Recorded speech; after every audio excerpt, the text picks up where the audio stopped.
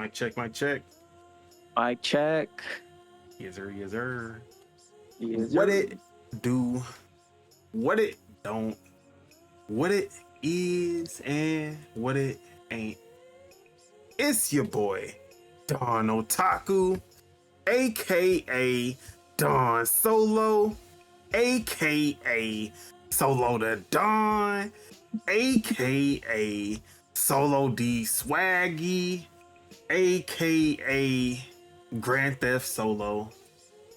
And of course, I'm here with my co-host, Subeg, aka Subeg, aka the Gaming Gardener, aka the Green Thumb, aka what you got for me today? Ooh, aka Lord Character Action. That's what's up. And of course, both of us Lognet's very own. But yeah, man. And how you been? What you been up to? Oh, man, I'm good. So last week I did my little, I started off with my little no section, right? Yep. Is it cool if we do that again? Go ahead. All right, bet. Okay, so I'm doing good though.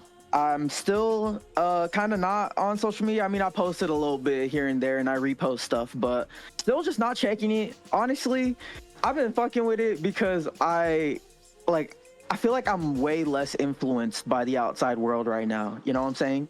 Like I really feel more in tune with my thoughts and like my emotions and stuff. So it's like it's nice. I feel good. I feel good in that sense. But okay, so I'm doing something a little sneaky. I'm trying to get it out before the end of the month. We'll see if it works out, but I'm working on a little something. I'm not gonna say what it is. I'm gonna tease what it is, but it is something to do with obviously video games.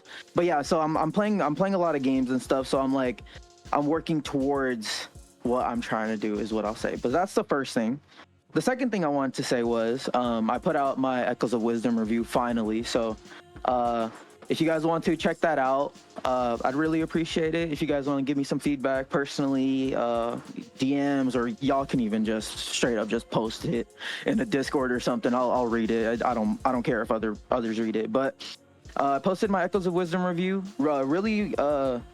I really locked in with it. I thought I did the game justice. There's some things that I don't mention, and then there's some things that I'm gonna come back to, especially when the Switch 2 comes out. So I'm leaving it open a little bit for me, which is a little different from my other reviews, because I usually, once I'm done reviewing the game, I'm done. I'm done with the game. Whereas this one, because most games like college football, I got all the achievements. So in that sense, I was pretty much done with it. So same thing with Rise of the Ronin, which I actually did play a tad bit of, but I wanted to talk about the review style, writing cadence, what are the motions that you go through when you do reviews? Because you've done 2 so far, right? Yeah. What do I do? Yeah. Shit. My process. So I don't take any notes while I'm playing a game. Okay. That's already hella different from me. I don't even think about the review when I'm playing the game that I'm reviewing. Okay. So it isn't until I'm like, oh, I guess now I have to do the review. So I'm like, okay, let me go back into my past of playing this, and then first. That's hella funny. What are first I get I do my yeps and my nopes. So what hit, what didn't hit, and I try to figure out, okay, why, then I start to put everything together of the whys, and the why is this a yep, why is this a nope? Gotcha. And then okay. Go through each category as far as story, if there is a story, gameplay, combat, whatever other kind of gameplay mechanics that they have, quest designs, if there's quests, okay, things like that. Now I start to go through each category and put together same thing, yeps and nopes. Why did these quests works, but these quests didn't work, or did was the breadth of content actually not balanced, but consistently quality, or was it just sporadic? So like I said, I've only done 2 reviews and they were drastically different games, but you're still figuring it out too. Yeah, I'm right. Gotcha. I kind of just wing it. I ain't gonna lie. For sure. Okay. And then I'll start thinking about stuff. Like there's some certain things, especially like Blade Chimera, because I reviewed it, but I hadn't played it since January. I reviewed it in like March. So I was like, a lot of the stuff I was thinking of, that I was like, this should be in a review, but I do not remember, so I have to like keep going back. Like I completely forgot what the music was like, so I had to like actually go back and go through all the different parts of the levels and listen to the music. Oh, well, okay. So yeah, that's okay. No, right now we're just kind of throwing stuff together and see what happens. For sure. Okay. And then I was gonna say for my pieces, I still think I think that Echoes of Wisdom is like a very cohesive review for me, but my favorite one that I've written for myself is Sandland. I think that might be still just my best piece that I've ever written. As not as who just subscribed. Appreciate the subscription. Okay. I don't know. Are we live? No, we're not live, but it just happened during. So right now. Okay. I wonder if that was Twitch or YouTube. I actually don't know.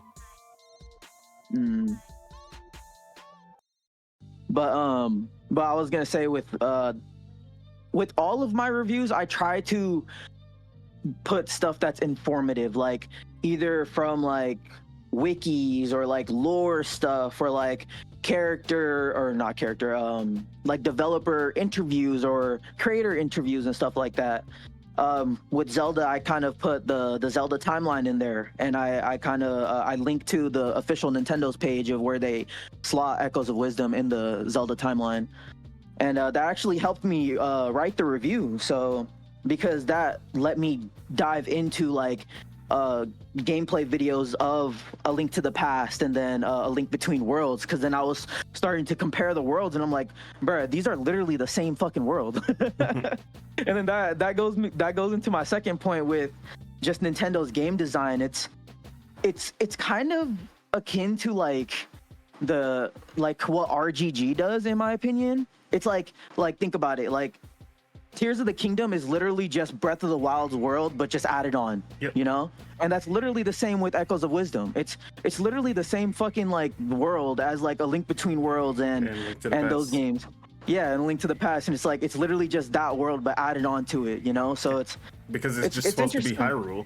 Like, exactly. Hyrule hasn't changed. Yeah. In those, it's just smart game design. Yeah.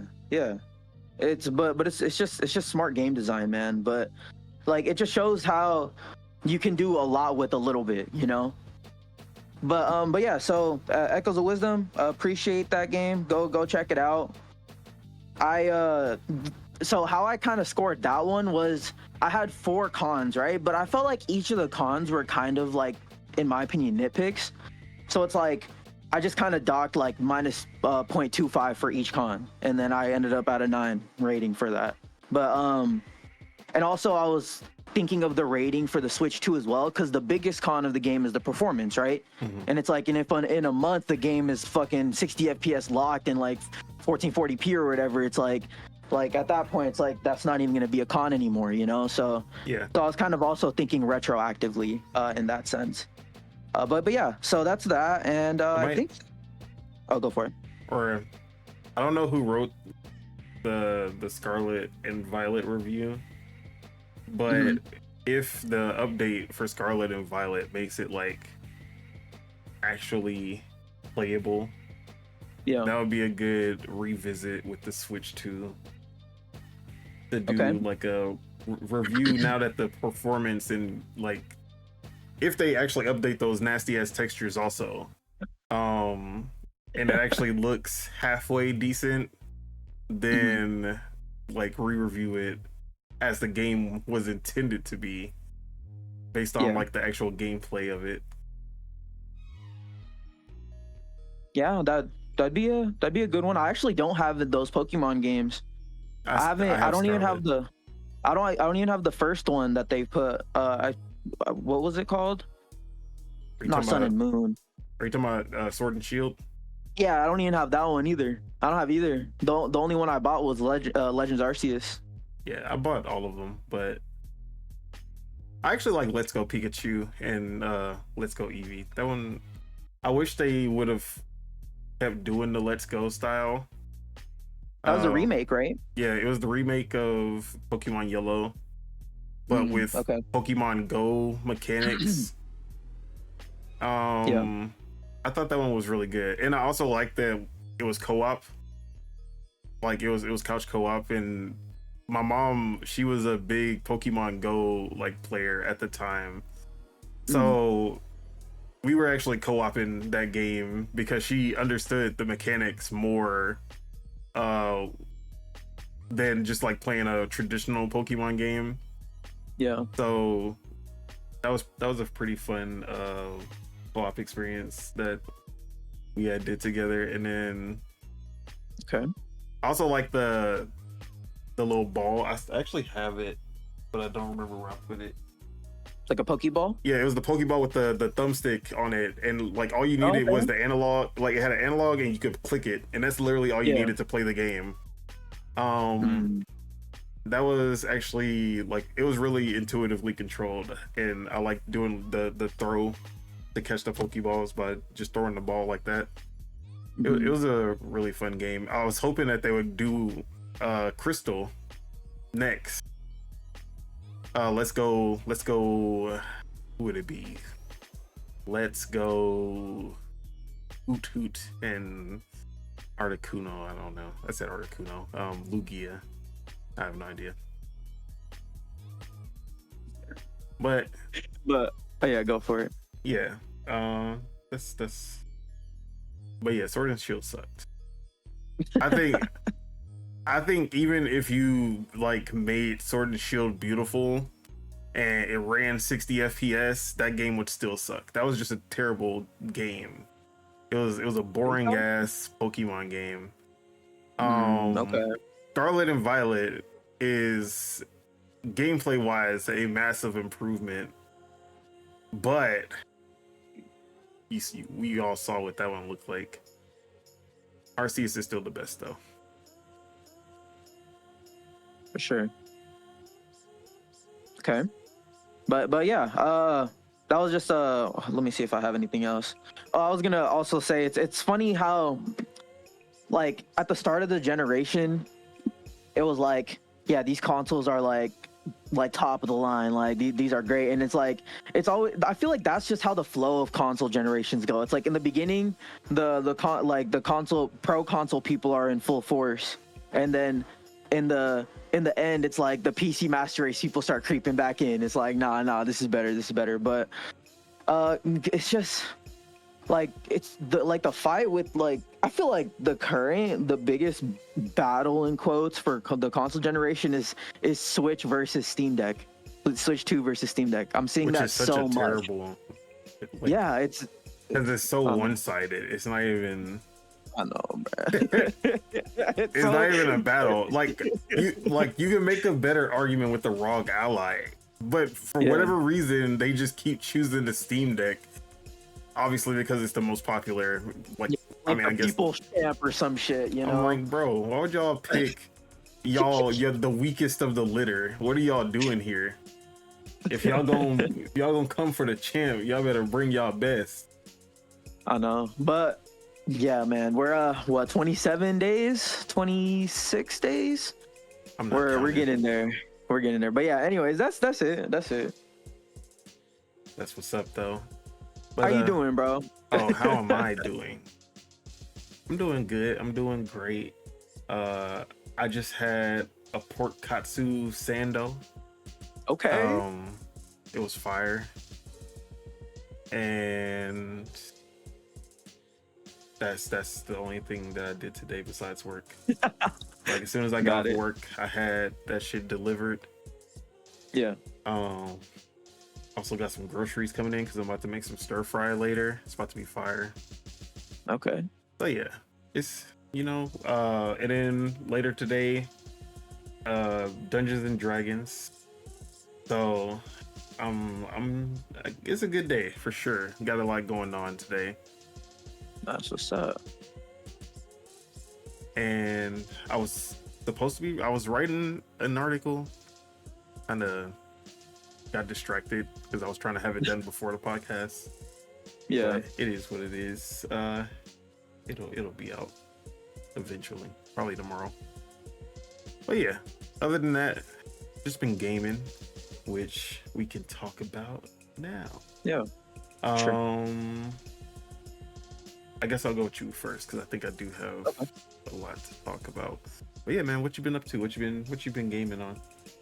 Yeah, so I'm not gonna lie, I kind of dropped a lot of the games that I've been like playing so far. Like once I beat, what was it? I think it was Mullet Magic and then South of Midnight. I played like a little bit of Assassin's Creed, then I dabbled a little bit in Avowed, and then I dabbled a little bit back into Clair Obscur, and I'm like, bruh, like it's overwhelming in my opinion. It's just so overwhelming. So I'm kind of going back to my roots a little bit. I wouldn't, everyone talks about the backlog, right? Mm-hmm. But it's like, and I've told you what I do. It's like every year I just reset it. Like I don't even think about like what I was supposed to play in the previous year, So it's like in a sense to me it's not even a backlog. It's more of just like just playing whatever like comes to me, like whatever I'm like gravitating towards. And this leads me to the first game that I was playing, which is Final Fantasy Rebirth. I did pick up the PC version of this game. I put in like around 4 hours when it launched.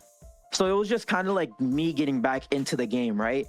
And it effectively did what it needed to do. Like I understood, like once I picked up my PlayStation save, because I left off in chapter 8, which is such a long and drawn out fucking chapter. It had us doing the dumbest shit, bro. That's the thing that sucks is like the game is so fun. Like the gameplay is like straight up character action, like air combos, air juggling, like special moves, switching between the characters, all that. Like the combat is amazing, but it's like the game keeps on getting in its own way. But that was chapter 8 as a whole. So it's like I left off on chapter 8 back in like March of last year, and then I just picked it up and beat it like a couple nights ago. But I've been playing Rebirth, kind of jumping between the PC and PlayStation save, I guess. I'm not really playing the PC version to beat the game. I'm kind of just playing it just to see how it runs and like testing it out and stuff like that. But yeah, I'm back into it though, back in the swing of things. I'm killing it in combat, doing the air combos, respecking my characters and all that. I'm kind of locked back into the story too, so it wasn't too bad jumping back in. I thought I was gonna need to restart from the beginning, but I didn't need to this time. So that's nice. I'm trying to actually beat it because I feel like if I don't beat it now, then I'm never gonna beat it at this point. Yeah. But yeah, I've been playing Rebirth on PlayStation. Been having a good time on chapter 9. And in this open world, in the previous ones, you just drove around in Chocobo. But in this one that we're in, which I think is like Coral or something like that, you have a car, so you're driving around in a car. So it's like you actually get to drive it. So it's kind of giving me Final Fantasy 15 vibes a little bit in that sense too. So it's cool. I'm enjoying it a lot. And it's cool because getting in and out of the car, it's like kind of seamless. Like you don't have to press a button to get in. You just walk in and you get in. So it's cool. I'm digging it. Airship. Like when you're on the overworld, when you go into an airship and you just walk into it and you're just yeah. But I outside of the game getting in its own way, because in chapter 8 you have to do all the mini games and stuff at the Golden Saucer, and then there's like this little section where you're in prison and you can play against some people that are in Queen's Blood, the mini game. Like you could play like 3 or 4 people in Queen's Blood, and then outside of that, you're like finding a chocobo some food. Like it's literally like the dumbest shit. And then but outside of that though, the game's fun. Like the combat's good, the story is okay. I'm kind of lost, I'm not gonna lie, but that's probably to the Nomura coming through, you know, for like mucking shit up. But yeah, Final Fantasy Rebirth, a little bit of Clair Obscur. I got to the overworld. That's where I left off with that game. And then Freedom Wars. I've been playing Freedom Wars Remastered. I'm on the second stage, so it's like I have a new set of missions, and the missions are actually harder because now you're saving the civilians, but it's also like the enemies are also trying to save the civilians, so it's like you're racing against the enemies just saving the civilians. So it's cool. So it's like they're mixing up the mission design, whereas in the first I think it's like codex clearance, some shit, it's like level 1, level 2. So in the first one, it's like you're facing enemies, and inside the enemies are the humans that you need to save. But in this one, it's like they're just out on the battlefield, and it's like other NPCs are trying to also save them. So it's like it's cool. I'm having fun. I'm just playing it by myself, but it's also co-op. But outside of that, not really much outside of that, to be honest. Been playing with my PlayStation a lot. TLDR. That's what's up. So yeah, as for myself, as you can see on the screen, Towerborn has been taken over. I've been playing with the Project Untitled crew. I've been playing with the Lords of Gaming crew. I was playing with PD and Robert Kelly yesterday. Really? Okay. Yeah. Nice. Sorry, not Robert Kelly. He was there for a little bit, but he didn't play with us. It was Lord PD and Cerebral Paul. Okay, Yep. okay. So yeah, we were running that for like 3 hours. A lot of fun, and this game is really great for like all audiences. If you're just a beat 'em up fan and you want to just jump in and just start like beating shit up. Oh, it's not that kind of beat shit up, but you know what I mean. Not the Gunin type. You can do that. But if you want that full RPG experience, min-maxing all of your gear, your stats, put in every buff that you can, and then like really just maxing out what you can do with that character. They give you so many options for that. And another cool thing, like this game has microtransactions. You can buy, what is it called, tower bucks or some bullshit like that. But no, they're called like Belfry bucks or Belfry coins or some shit. But they have these free battle pass kind of things that you don't have to pay for them. You just unlock them in game. And then once you unlock that battle pass, quote unquote, they're called curios. So once you unlock that, when you do side missions, you'll get these points called writs. And then you'll basically use those points that you gain from doing side missions and quest boards and stuff to unlock more items from that battle pass. And it's all cosmetic stuff, so all of the cosmetics come from just playing the game. And like you can buy some stuff in the shop, or you can just buy like if you want, you can just buy through the battle passes. But there are no like, oh, you have to purchase this battle pass. They're all free, which I thought was pretty cool. Okay. So you can, as far as I can tell, you can unlock everything that they offer without, I think maybe just the Founders Pack stuff, because those, like, if you pay for the Founders Pack, you get some exclusive stuff. But I think outside of that, everything else you can earn for free. So I think that's pretty cool, that they're not really forcing shit down your throat, like making your character look like shit until you decide to buy cosmetics.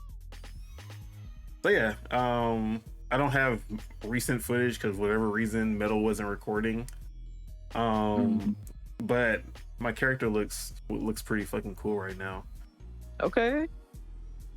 Towerborn is it's a sick. I actually did play a little bit of it. I just created my character and hopped in, but it's fun. Yeah, it's cool. It's exactly how you were saying, like the combo, like you can do a different set of buttons and that will literally be a different combo. Like it takes it all into account. Like I was testing out like an XYY and then it was like an XXY and stuff like that. So it's like yeah, I fuck with it. It's cool. Yeah. And they do everything like really well as far as the social aspects. You can look for a group. Like if you have 3 players, you can just find a 4th player pretty easily. Okay. If you want to just join someone else's group, if you're playing solo, you can do that pretty seamlessly. They give you a lot of options as far as, and if you just want to like run everything solo, you can. You'll probably just have to do a little more side missions so that you level up a little higher, but for the most part, the ways that you can play are like they don't really bar you in any way. So I thought that was pretty cool. I love that they kind of have these tier levels for like the difficulty levels basically that you unlock. And the way to unlock the difficulty levels is that you have to basically do a test, and they'll just start throwing level 4 or like whatever level you're trying to reach. They'll start throwing those enemies at you. If you can complete the test without dying, then you can start doing level 4 quests. So yesterday I was playing with PD and Paul, and I was like, okay, like we're on level 3. We're doing really good on level 3. Let me just see if I can take on level 4. Yeah. So like the level 2 test, I was like, oh yeah, this shit is pretty easy. Level 3 test, it gave me a little bit. I was like, but it was like easy, bro. I went into that level 4 test. It said you're a little under level 4. I was like, nah, I don't believe y'all. I got this, bro. I got smacked up in the first 20 seconds. I couldn't even heal. Like they didn't even allow me to heal. Yeah, I was like, I don't think I'm ready for this shit yet. So I'm still on tier level 3. But every time you go up a tier, you get obviously better loot, and the rarity also is depending on your tier level. So in tiers 1 and 2, you're only gonna get common and uncommon. I think that's the green one. In tier 3, you get rare. And then tier 4, you get epic. And then tier 5, which is the last one, you get legendary gear. So yeah, this game is a lot of fun. All of the RPG and kind of Destiny-like aspects of it, on top of the beat 'em up gameplay, it actually works really well, and it keeps me coming back because I just love doing, or I don't love doing the daily quests, but the daily quests are there, and I'm like, man, I should do those quests so I can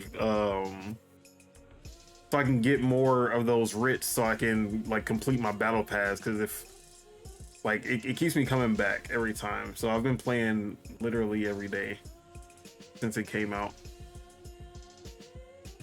So yeah, that's Towerborn. The other game that has been keeping me busy is RuneScape Dragon Wilds. Yup. You're covering that, right? Yep, doing covers for it. So I've been putting a lot of time into this. Also bought it for my girl so that we could play co-op. Okay. And did I talk about this last week? I think you mentioned it, but I don't think. Yeah, maybe.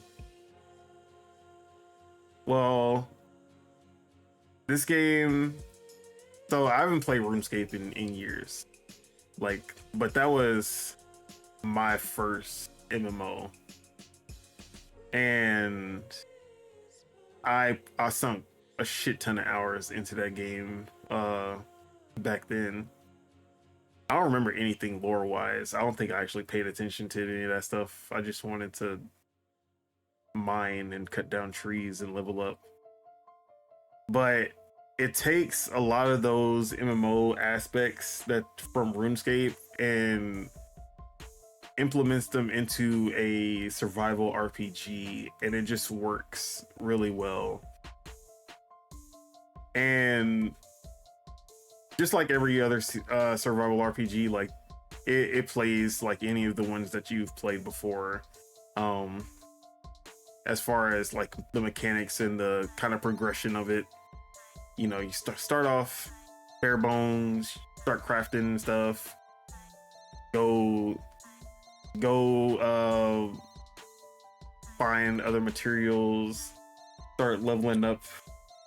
Then you start unlocking more stuff you can craft. You start leveling up your gear. It's the same progression system. It's every survival game kind of has the same gameplay loop, but it's about how they differentiate the progression or differentiate your abilities, or that's what kind of keeps them fresh. And RuneScape has a couple of things that I love that keeps it pretty fresh from other survival games, because I've played a shit ton of them. So the one thing is that the leveling system works just like the MMORPG. Whatever stats you, or I guess whatever you do in the world, it has its own level, and then just doing that levels up that stat. So if you're just chopping up wood, that is its own category, and then you'll level up your wood cutting. If you're just mining, you'll level up your mining. If you're picking crops throughout the world, that'll level up your cooking. And then obviously if you are cooking, it's also going to level up your cooking.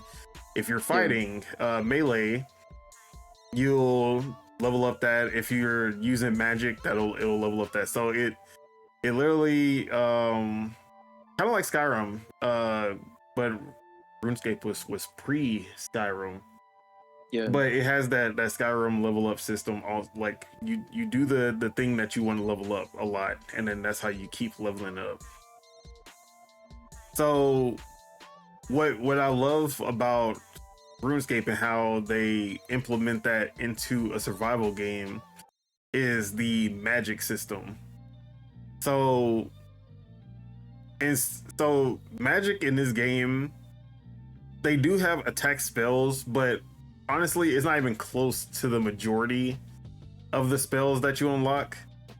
Most of the magic that you gain is for the purpose of making the survival mechanics easier.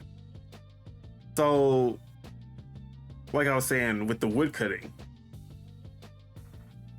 obviously most survival games, at the start of the game, you're gonna need a lot of wood, whether you're making your house, crafting weapons.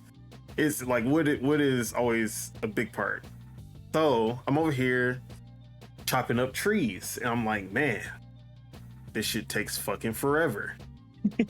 I'm like, you gotta chop down the tree, and then once the tree is on the ground, you gotta chop it up into four.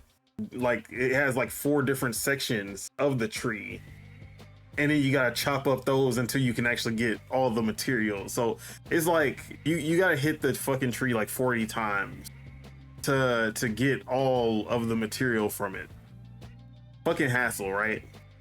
Yeah, but sounds like a hassle. Yeah, so you're doing this, and then you like, hey, you've unlocked new magic. It's like, oh, okay, what is this? And it's like, oh, I can do an astral projection of an axe and shoot it. And if there's a bunch of trees in a row, I can just shoot this axe and it'll automatically cut down all of these trees. And I'm like, oh shit, that just saved me a bunch of time. So I'm like, damn, that was super useful. But then I'm doing that, and now like I'm cutting down like 5 trees in a row. I'm like, hell yeah. But now I'm like, damn, I still gotta chop up all these trees on the ground. So, you know, instead of 40 wax per tree, it's 30 wax now. I'm like, you know, I wish there was some magic that would just cut up the wood that's on the ground as well, and just like easily like extract the materials from it. Boom, hit a certain level. Hey, you got a new magic. Okay, let's see what this is. What? It's exactly what I asked for. So then you get this other one, like it creates this little sphere, and then any wood, any of the trees that are on the ground, it'll just chop all of those up into the materials that you can easily put into your inventory. So now I don't have to cut down shit. I do my axe and I do that, and then boom, I got the materials. I don't have to cut down a fucking tree anymore. I'm like, thank God. I don't have to spend like literally. I would spend like 2 minutes per tree. Now it's just instant. I'm like, cool. Same thing with just like you'll go through the, like, if you keep using magic, you'll kind of start to learn stuff like, okay, usually you'd have to have a torch in your hand when it gets dark, or if you're going into caves and stuff, going into dungeons. Now I have this magic where a fire spirit, I can conjure a fire spirit that'll literally just act as a floating lamp. So I don't have to have it in my other hand. I can have a shield, so that I'm better in combat now when I'm going through dungeons. Or they'll have, even for mining, they'll have a spell that'll just mine all, like the same thing, it'll blow up the rocks, so that you don't have to keep mining. So yeah, this game really does, it keeps the spirit of RuneScape, but really makes it work for a survival game. And I've been enjoying this game a lot, but only drawback, this game is buggy as all hell. Well, it's early access, right? Yeah, it's early access, so I'm not super judging it off of that, but in its current state, there's some really annoying bugs in there. Okay. A lot of it doing with controller support. For whatever reason, I lose the ability to press A every now and then. Okay. Like I'll try to accept, and then it'll, like, literally the button prompt that usually will show A, it'll just disappear, and then I'm not able to press A for anything. I can't press A to pick something in my inventory. I can't even jump to press A. The A button is just removes from the game. It doesn't exist anymore. So stuff like that, but it's easily fixable. It's like, oh, I just go to the main menu, come back, and then it's fine. But it's still just annoying stuff, but nothing like, no crashes, no like I got stuck and had to like kill myself just to get out, nothing like that. But yeah, this game is a great survival game so far. Does a lot of unique things. Keeps the RuneScape-ness alive also, which, yeah, the name for sure. Yeah.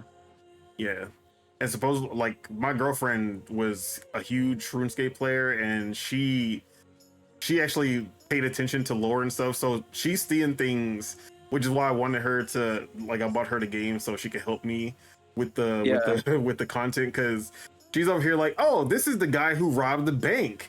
And I'm like, what the fuck are you talking? There was banks in RuneScape. Yeah. So yeah, I guess great for RuneScape fans, but also just great for any survival fans out there as well. Doesn't this game have this like cool element of like some? It's like every so often something happens, right?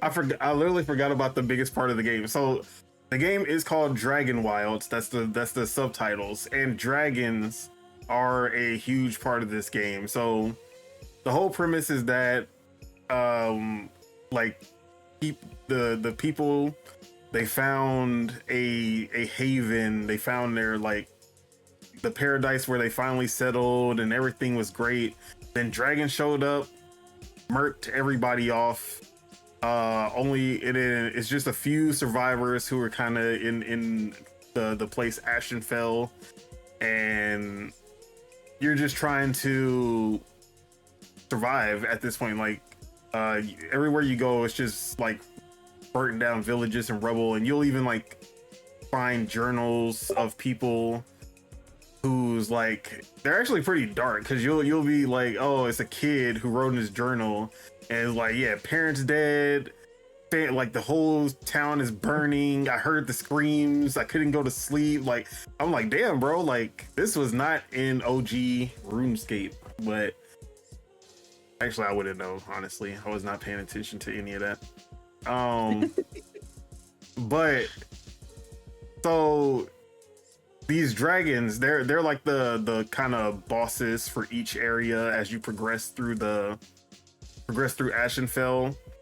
So right now there's this, I forgot what his name is, but it's like the Blight Dragon. And every now and then he just decides he's about to torment the fuck out of you.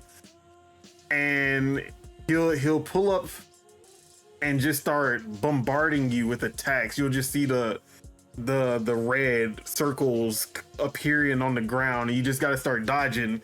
You're like, ah, and he's trying to like, he's shooting acid everywhere, and you can try to hide under something. Do not. My first mistake, I tried to go to my house. I'm like, haha, I'm safe here. Motherfucker destroyed the house that I had just built because it was made out of wood. I don't have it reinforced. Yeah. So I had to spend the next fucking 30 minutes trying to rebuild my house because of him. But he appears at different locations, so it's not always like, oh, he's just gonna lock onto you. You'll actually just see him fly by to go to somewhere else sometimes. But then other times is like, oh yeah, today's your lucky day, you're fucked. So yeah, the dragon aspect is really cool. And now I'm at the part where I'm going, like, I've gotten the quest where I'm supposed to go kill him now. So the last time I played, I was going through this dungeon to reach him. Yeah. So that's my current mission, to kill my first dragon, and that's when I'm gonna put out my impressions article, because I want to get the first dragon. But that's not even the only random event, because they have raids. A lot of survival games do this, where like enemies will raid every now and then, and the goblins are like the other enemy of the world, and they'll be like, oh, goblins are attacking your base. So you can choose to run and leave your base unprotected, and then they'll just destroy everything. Or you can fight them and like try to protect your base, and they'll just come in hordes. Sometimes it's sometimes it's just one like horde. Sometimes they'll come in waves, which that shit fucked me up, because I barely survived the first wave, and they were like, another wave's coming, and then I got fucked up. And then also, if you're just out in the world, they'll hunt you down. Like, if you killed a bunch of goblins, they'll literally put out a search party for you, and then they'll be like, you're being hunted, and you'll just see 5 goblins right behind you. So you can either run for your life, or you can take them out, and then they'll stop hunting you. So the game is pretty fun, and it has a lot of that random aspect to it as well. That's pretty cool. But yeah, like I said, this game is a lot of fun, even if like it's just, and then the co-op experience of it is pretty fun.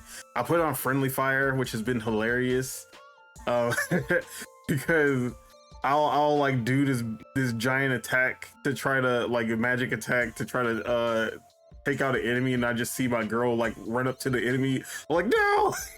You just see her fucking body go flying. I'm like, damn. So yeah, this is a lot of fun. Okay, that's cool. So that is RuneScape Dragon Wilds. Other than that, I've been going on and off with.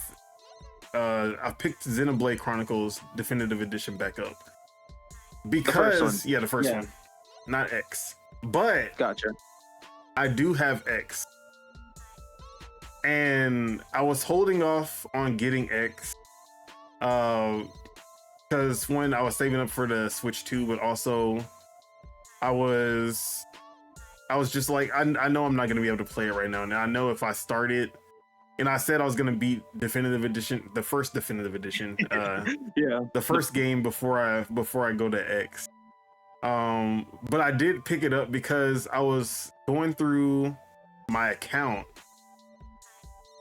and I realized that I had a voucher that I hadn't used. Ooh, yeah. And I was like, oh shit, I had a voucher this whole time, and then I just used the voucher to get X. So I do have it, but I'm still gonna try to get through the first Xenoblade Chronicles before I go to X.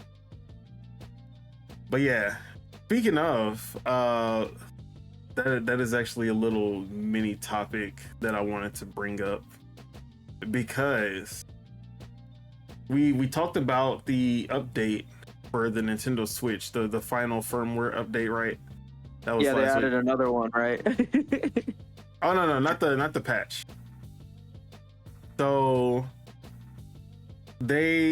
I didn't like really use my Switch when I got the update and everything. Yeah. But a couple days after, I was like, okay, let me go back and like start playing some Xenoblade, because I was in the mood. Let me go play. All right, tried to boot up Xenoblade. It was like, all right, you gotta load the virtual game card. I'm like, okay, like that's weird, but okay, let me go ahead and do this. Like, yeah, you know, your game isn't on this console, it's on your home console. Bruh. And because it's on your home console, you can't load. You gonna have to get it from the home console. You got to link with it. My home console was my friend's console in Houston. Oh no. And I'm over here like, because we were game sharing. Like I have his is my home console. Blah blah blah. As long as I had an internet connection, I was able to play. Yeah. With this update and the virtual game cards, it killed that. Oh, no. You can't game share anymore on Nintendo Switch, or at least like not game share TM, the Nintendo game share, like the unofficial account sharing. Yeah, they killed it. So that update literally has killed the like unofficial account sharing. You have to be nearby that other Switch so that you're able to do the loading between the virtual game cards, or it's not gonna work.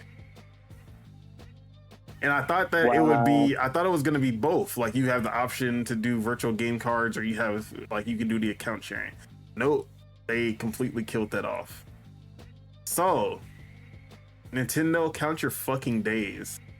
I had to call him up and be like, yeah, bro, I gotta take my games.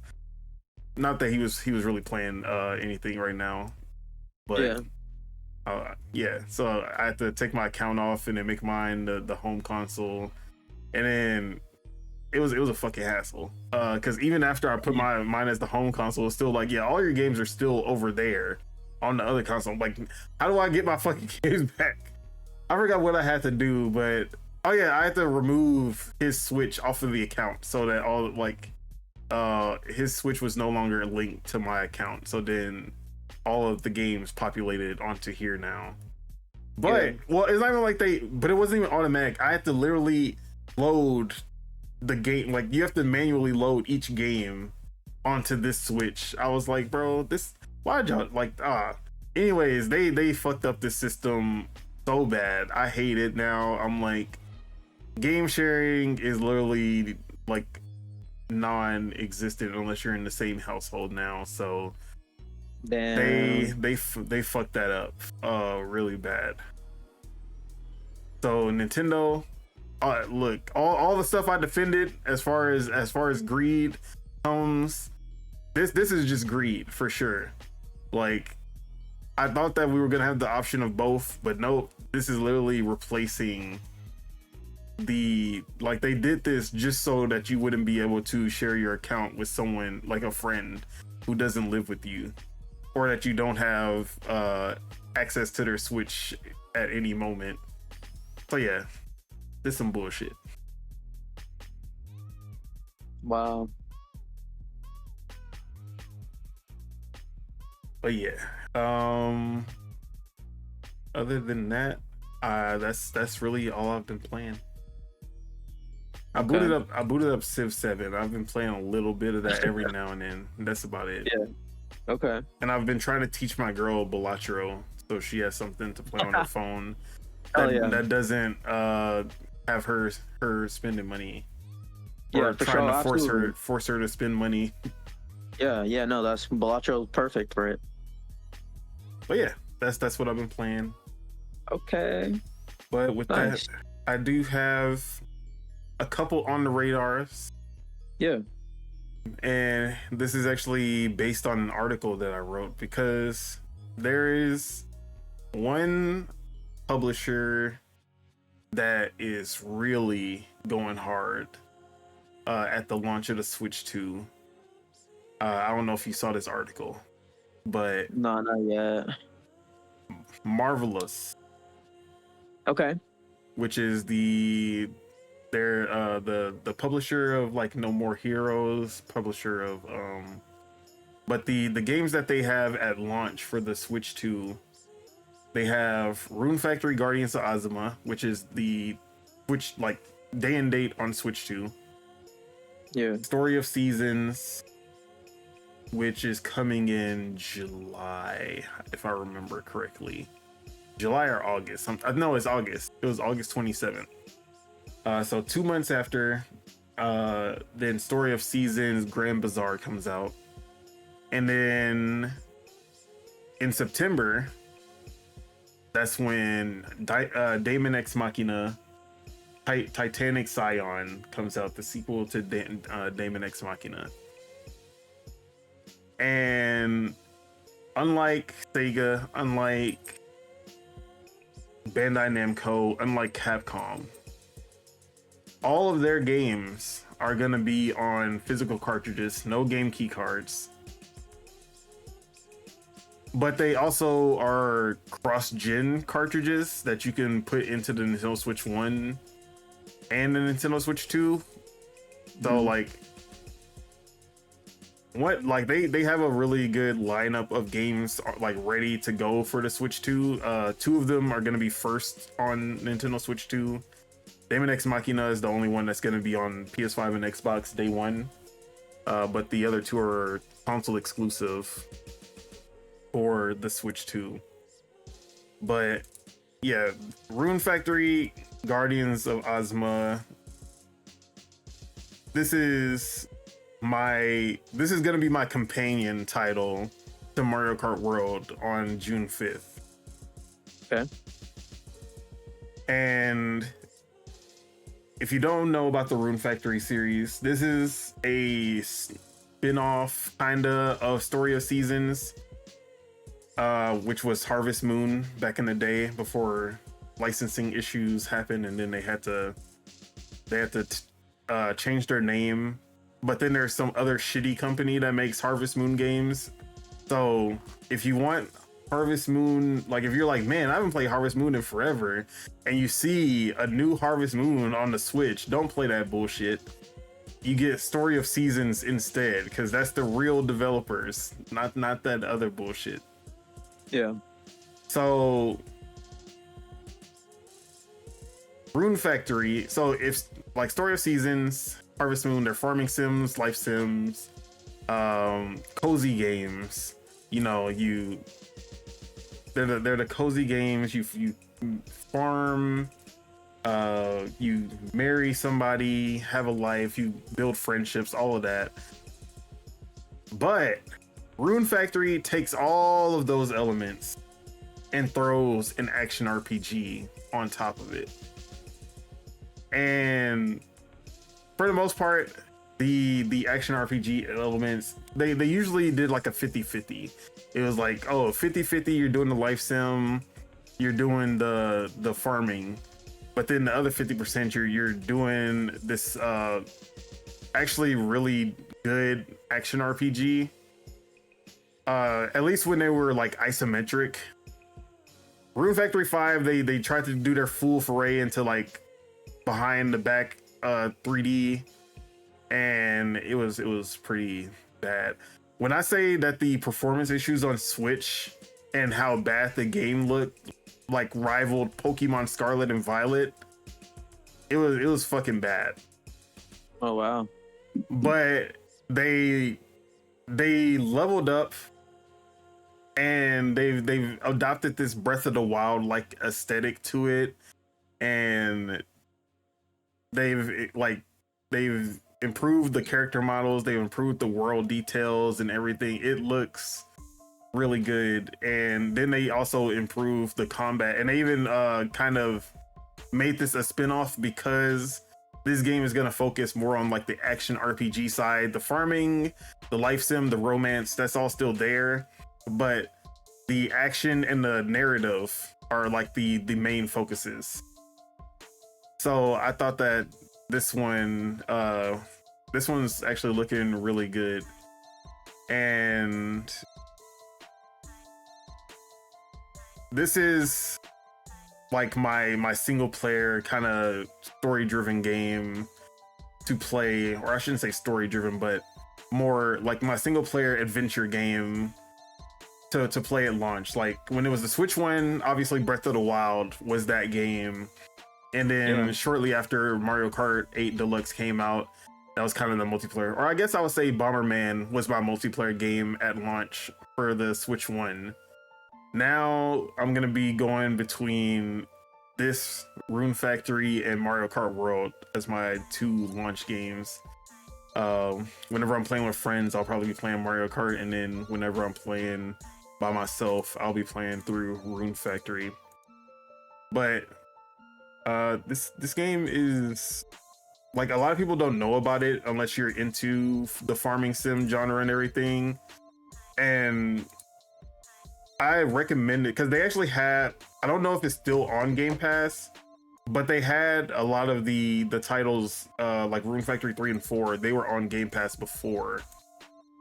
So I don't know if they still are, but they were before, and they're really fun games. Like, if you kind of like those farming sim elements, but you're just like, I don't want a full game of this. I want something to kind of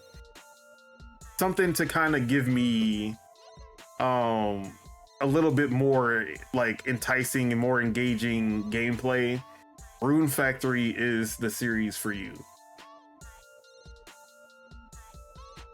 But have you played a Rune Factory game or seen any of the gameplay for Rune Factory, the new one? No. So I've never played a Rune Factory. You mentioned Harvest Moon, right? Yes. I never played a Harvest Moon. I know of the series because they're both kind of like Animal Crossing adjacent, right? Sorta ish. Yeah. Stardew Valley is basically like the success, like spiritual successor to Harvest Moon Classic. Gotcha. Okay.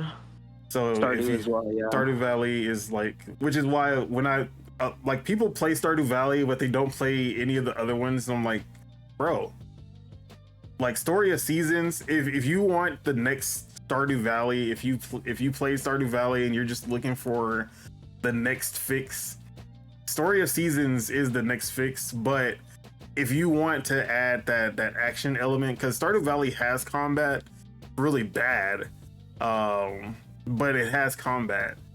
Rune Factory, like if you play Stardew Valley and you're like, man, I wish this combat was a little better, go to Rune Factory, bro, because that shit is actually really fun. And it has this it has a Pokemon like mechanic also, because you can catch and tame the monsters in the world, and then you'll be able to have them battle alongside you, but you can also have them help you farm.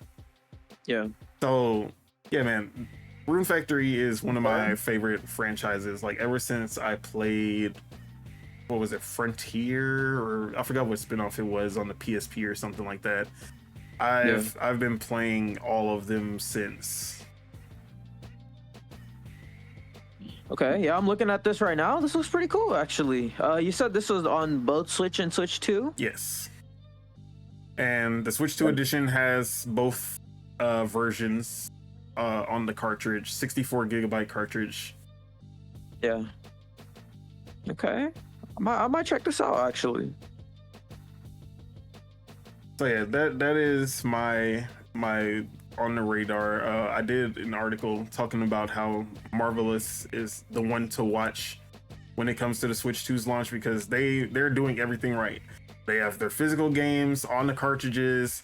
They have 3 games, new games, not ports.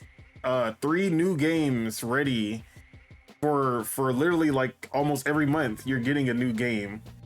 So this game does come out May 30th on Switch 1, and then when the Switch 2 comes out, it'll be out June 5th. So if I can, I want to play on May 30th just to get the Switch 1 impressions, and then see how much it upgrades once the Switch 2 comes out. Yeah. This game kind of reminds me of that Mana game that came out last year. Oh, Visions of Mana? Yeah, like just like the combat and stuff. Yeah, it combat wise, it it does have a lot of those elements, because you're like using magic abilities during your combos and stuff. Yeah, this is pretty cool.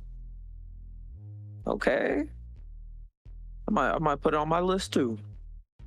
Yeah, this was the only game that I pre-ordered for the Switch 2 so far. I haven't pre-ordered any. just the console, the Mario Kart. That's it. That's all I got so far.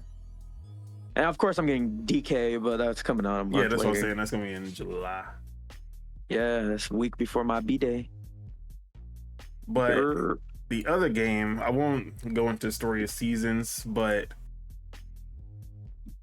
Daemon X Machina Titanic Scion. So I'm not a fan of Daemon X Machina, the first game. I bought it. I got sucked into the hype. I bought it day one, hated it. Terrible. No, I won't say it was terrible. It wasn't for me, because one, I don't like mechs, but the trailers made it look like a game that I would like. Also, the music was fucking fire. I like the music in Daemon X Machina. When I heard the trailer music, I was like, yeah, bro, I gotta get this, because they had this song, and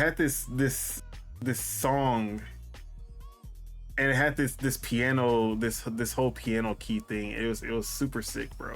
I was like, they got me just off of that.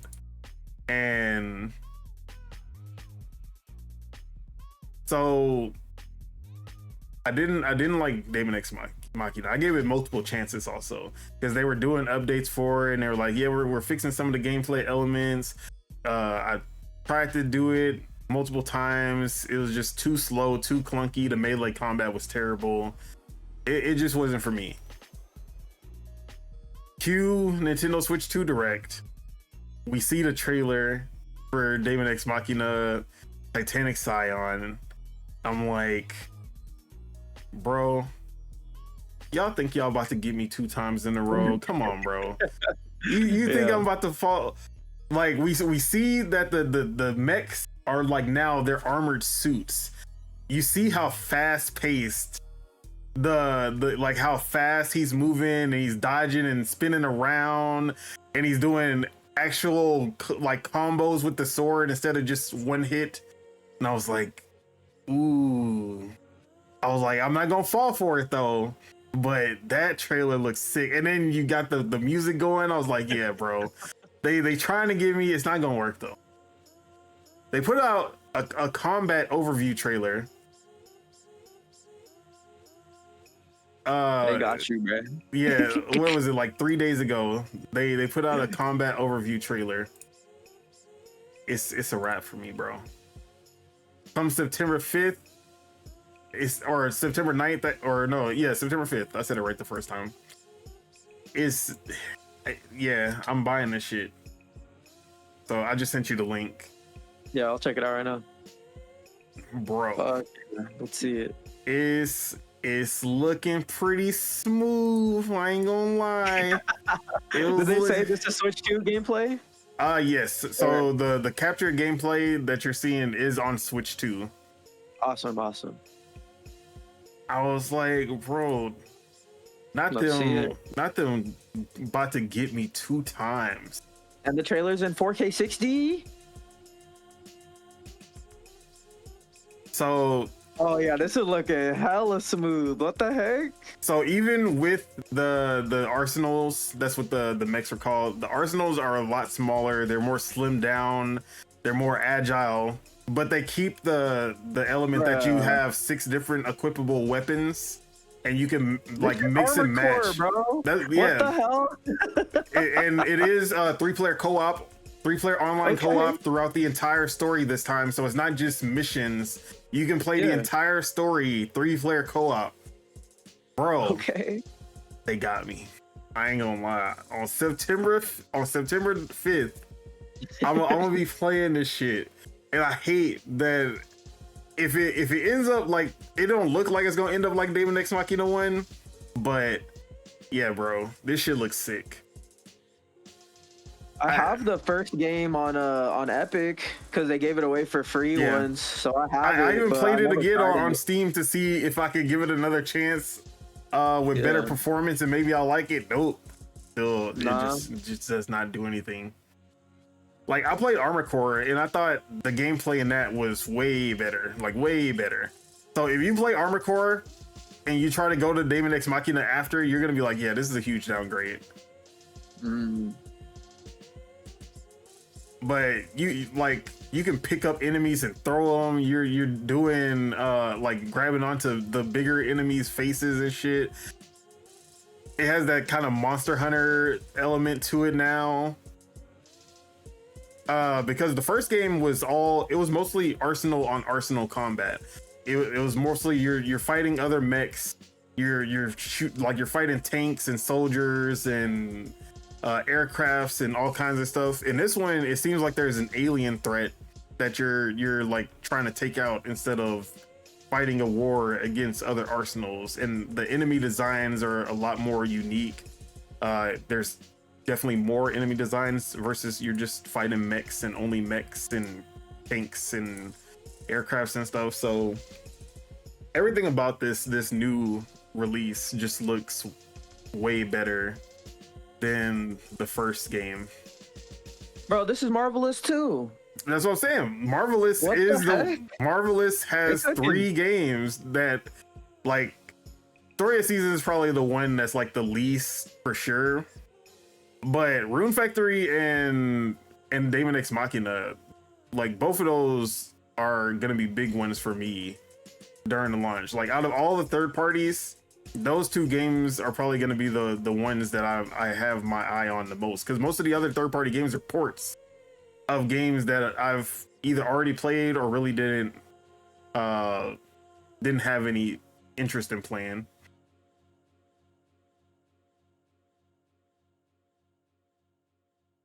So yeah, this looks sick.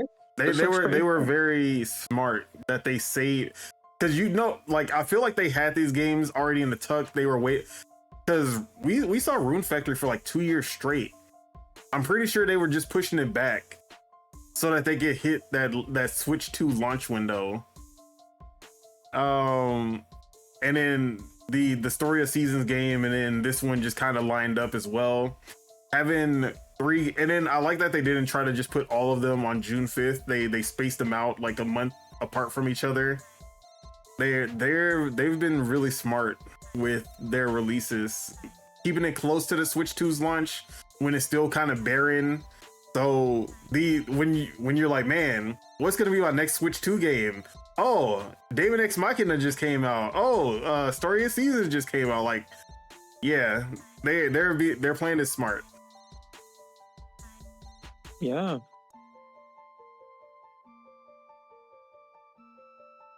But that is my on the radar. Y'all just watch out for Marvelous, bruh.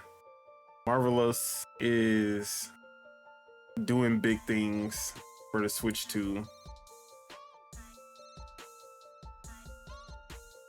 But anything, oops, I clicked there you go. Anything pop up on your radar?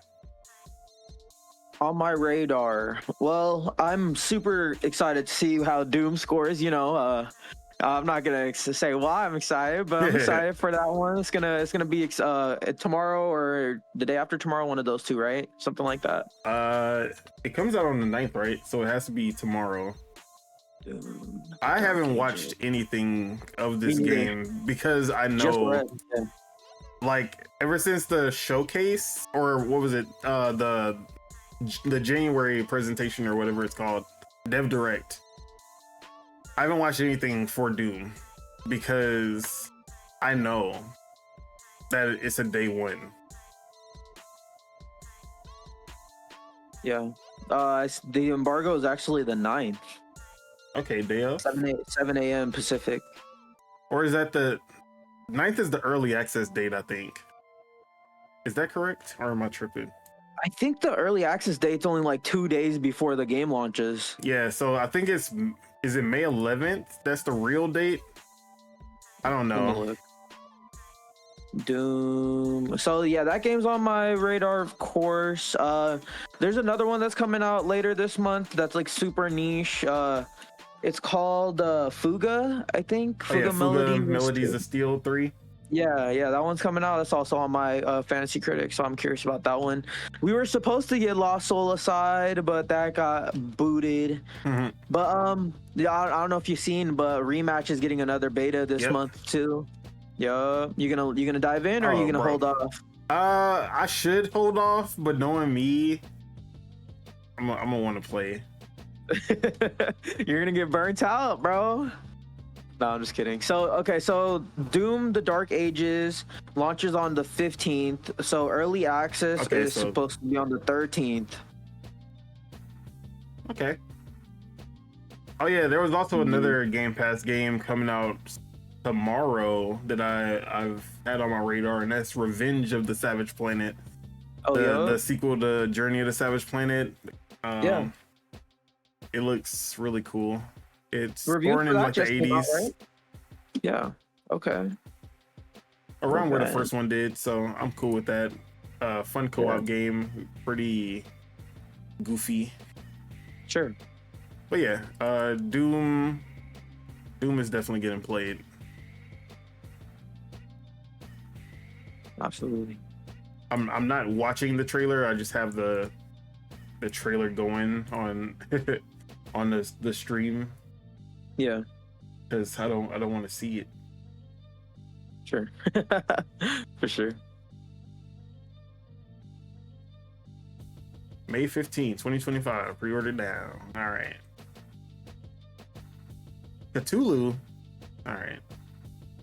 But yeah, that is on the radar. So let's get into our first news topic. We're gonna go through some quick ones.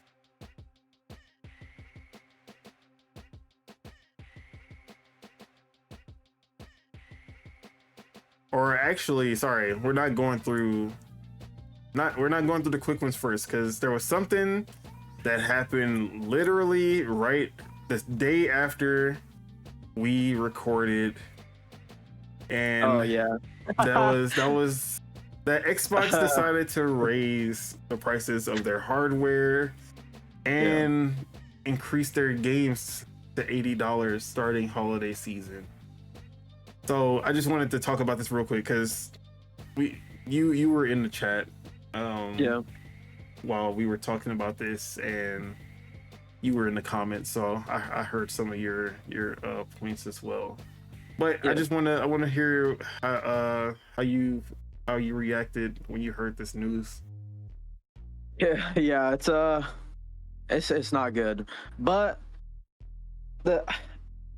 it's inevitable. I mean, all these things are coming out of fucking China and shit, so it's like they're gonna get tariffed, and the companies they don't care about us, so it's like they're not gonna foot up the bill, so it's it's not good. I'm just surprised that PlayStation hasn't done anything yet. I wonder if they're waiting, or if it's like they're gonna wait a month or two and then they're gonna do it, because I don't see PlayStation footing the bill for it, you know.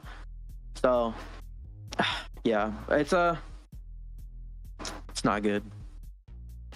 Yep, I was basically saying the same thing. I'm like, there's certain types of business decisions where it's like there are business decisions like the EA Activision type of business decisions where you're like, yeah, y'all are just being shitty for the sake of being shitty and making money, versus like reacting to tariffs where I'm not gonna really blow a fucking fuse that they raise. Like, yes, it sucks.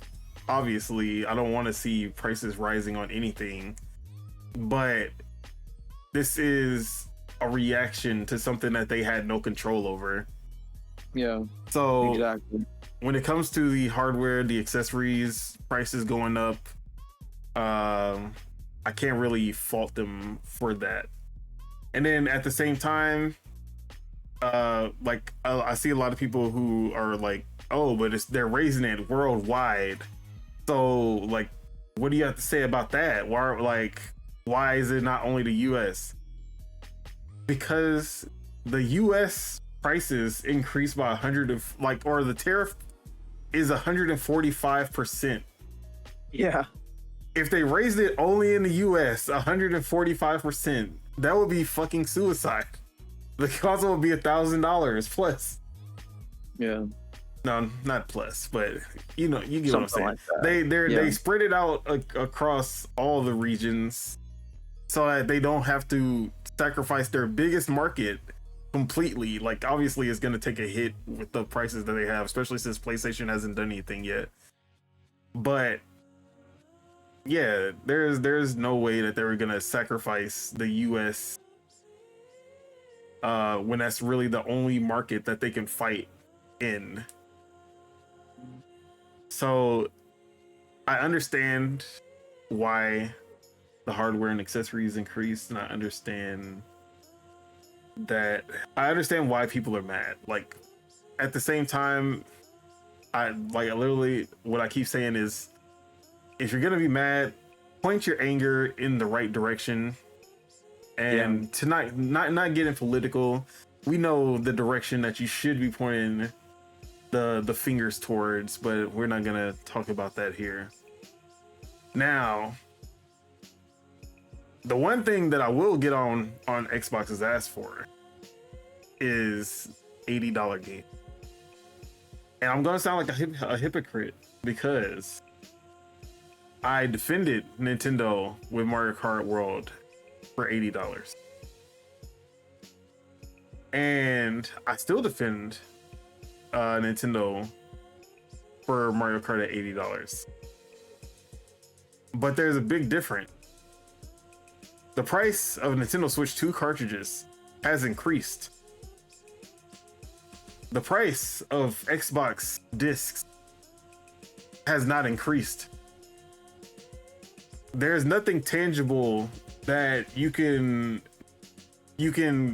pull that happened recently with Xbox games, because tariffs are not, like, obviously tariffs affect everything, even indirectly. It affects everything, but at the same time, the cost of like the actual production of digital games or software, even if it's going on the disc, if the disc rises $145, or sorry, not $145, if the cost of the disc rises up 145%, it's not a $10 increase.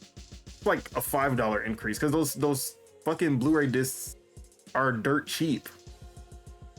That's why they use them. So this is just kind of taking advantage of the situation.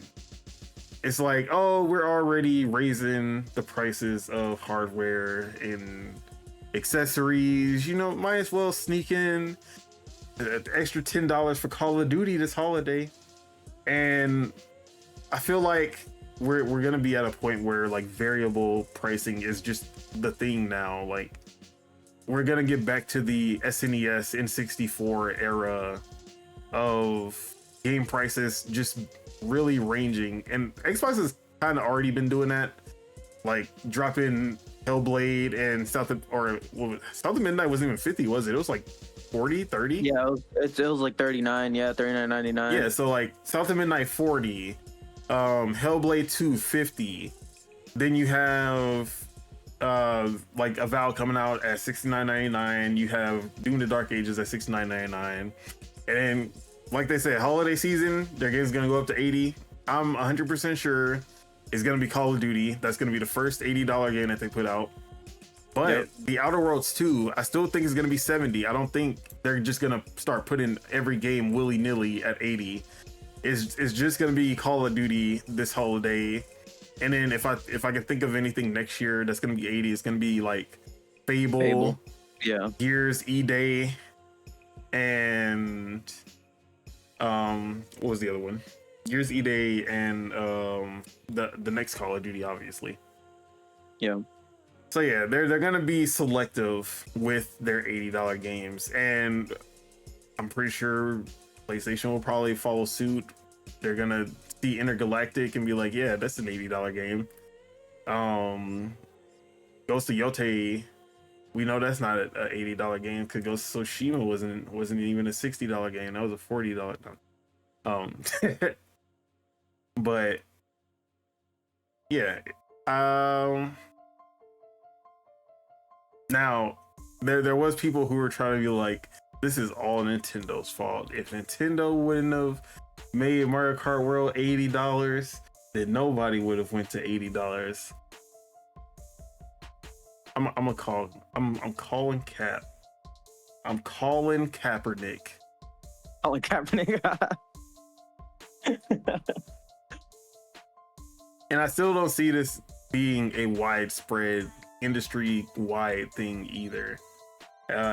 Even with what's going on, I still feel like, for the most part, $70 is still going to be the standard price that you're going to see, with a few outliers hitting $80 across Nintendo, PlayStation, and Xbox. And then GTA is going to be $100.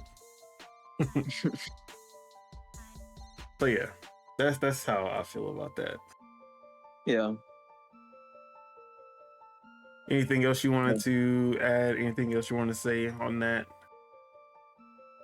Nah, and it's it's jarring seeing the Xbox series, the 2 terabyte. What is it? That's like $729.99 for the 2 terabyte Xbox Series X, which is fucking crazy because it's more than the PS5 Pro now. I will say, like, when I thought about anyone responding to tariffs, I was like, yeah, it's gonna be PlayStation first, or I was gonna say it's gonna be the GPU manufacturers first, then it's gonna be PlayStation, and then it's gonna be Nintendo, and then Xbox is gonna be last. Never in a million years did I think that it was gonna be Xbox first. And also, when it comes to the jump to $80 games, I 100% didn't think it was going to be Xbox first, because they were the last one to jump to the $70 games, not including Nintendo. But like, as far as the industry, they were like, yeah, we're going to wait like 2 years and then we'll come over to $70. Everyone else just jumped straight into everything with 70.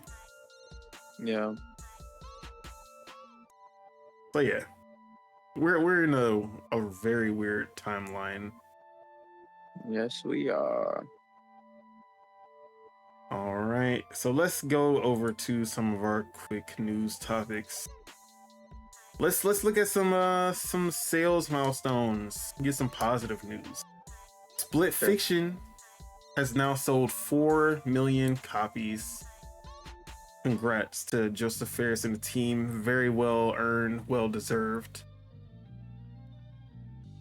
Not only has Split Fiction reached a milestone, but 12 days in, Clair Obscur Expedition 33 has also crossed 2 million copies sold, not including Game Pass subscribers. Hell yeah. Okay. We also had the the Circana US sales whatever list come up. The engagement tracker showed that Xbox players were playing Clair Obscur more than PlayStation players, as well as Elder Scrolls Remastered. Oblivion. Okay. Yeah. Oblivion was number 15 on PlayStation's chart, but it was like number 8 or 9 on Xboxes, and then Clair Obscur was like 12 or 13 on Xboxes, and it wasn't even on PlayStation's list. Wow, really? Yeah. It wasn't even on PlayStation, like top 10 or top 15? Nope, not in the top 15. What? Bruh. They got too many games to buy. That's what that tells me. Let me actually pull that up. They got too many Xbox games to buy. They not buying. Circana. That was a little too messy actually. But okay, so it could chart this month then for sure, because it came out late last month. So I'm hoping that it would at least chart this month. Yeah. Also, Oblivion is now the number 3 best-selling video game in the US. In the year? Yeah, of the year. What? It's trailing Monster Hunter Wilds and Assassin's Creed Shadows. Oh, that's insane, dude. Oh, here it is. So, oh no, that's not the one. Let me search Expedition 33. I saw this and I forgot to bookmark it, but I wanted to. That's crazy, bro. That's a crazy stat, man.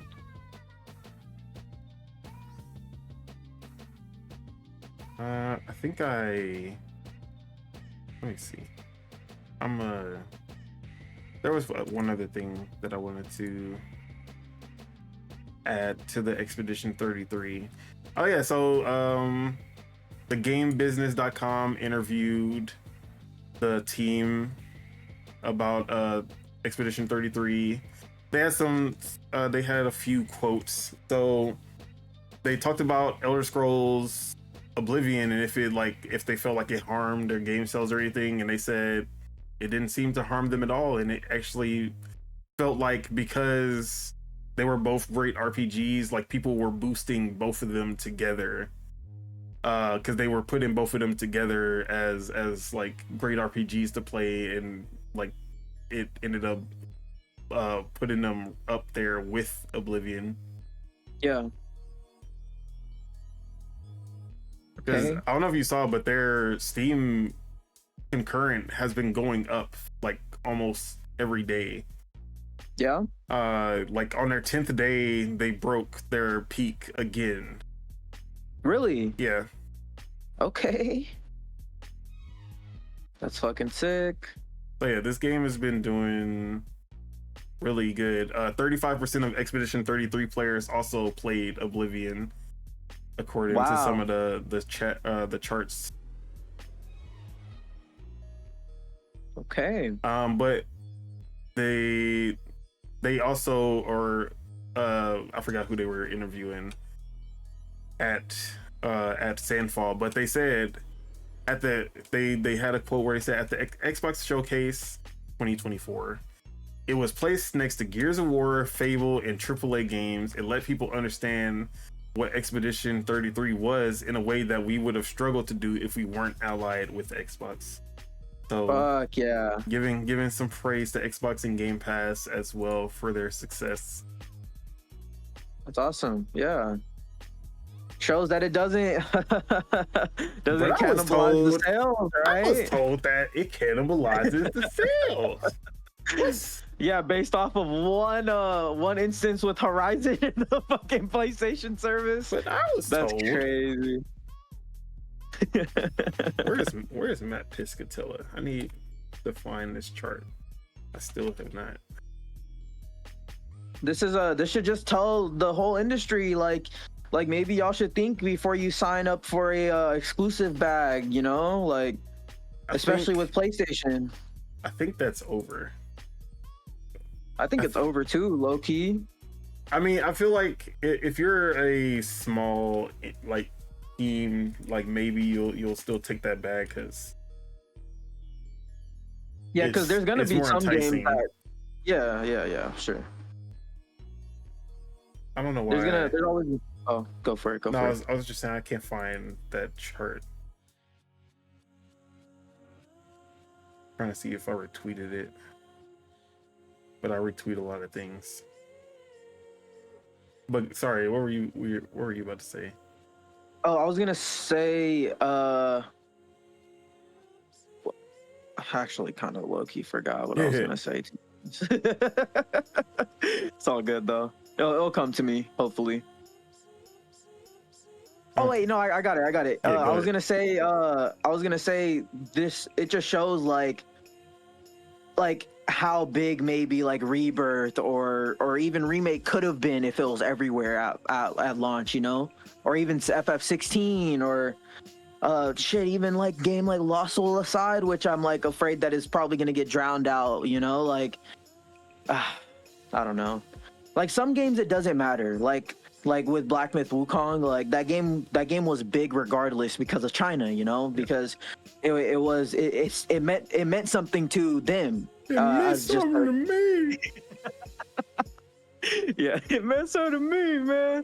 Yeah, but yeah, it's just some games it doesn't, you know. Some games it doesn't, but it doesn't benefit it to just be there, like just be on one platform. I don't know. All I know is I need that Towerborn on Switch 2 ASAP, Rocky. That's gonna be fire. Bro, I need that Oblivion remake on Switch too. You know what I'm saying?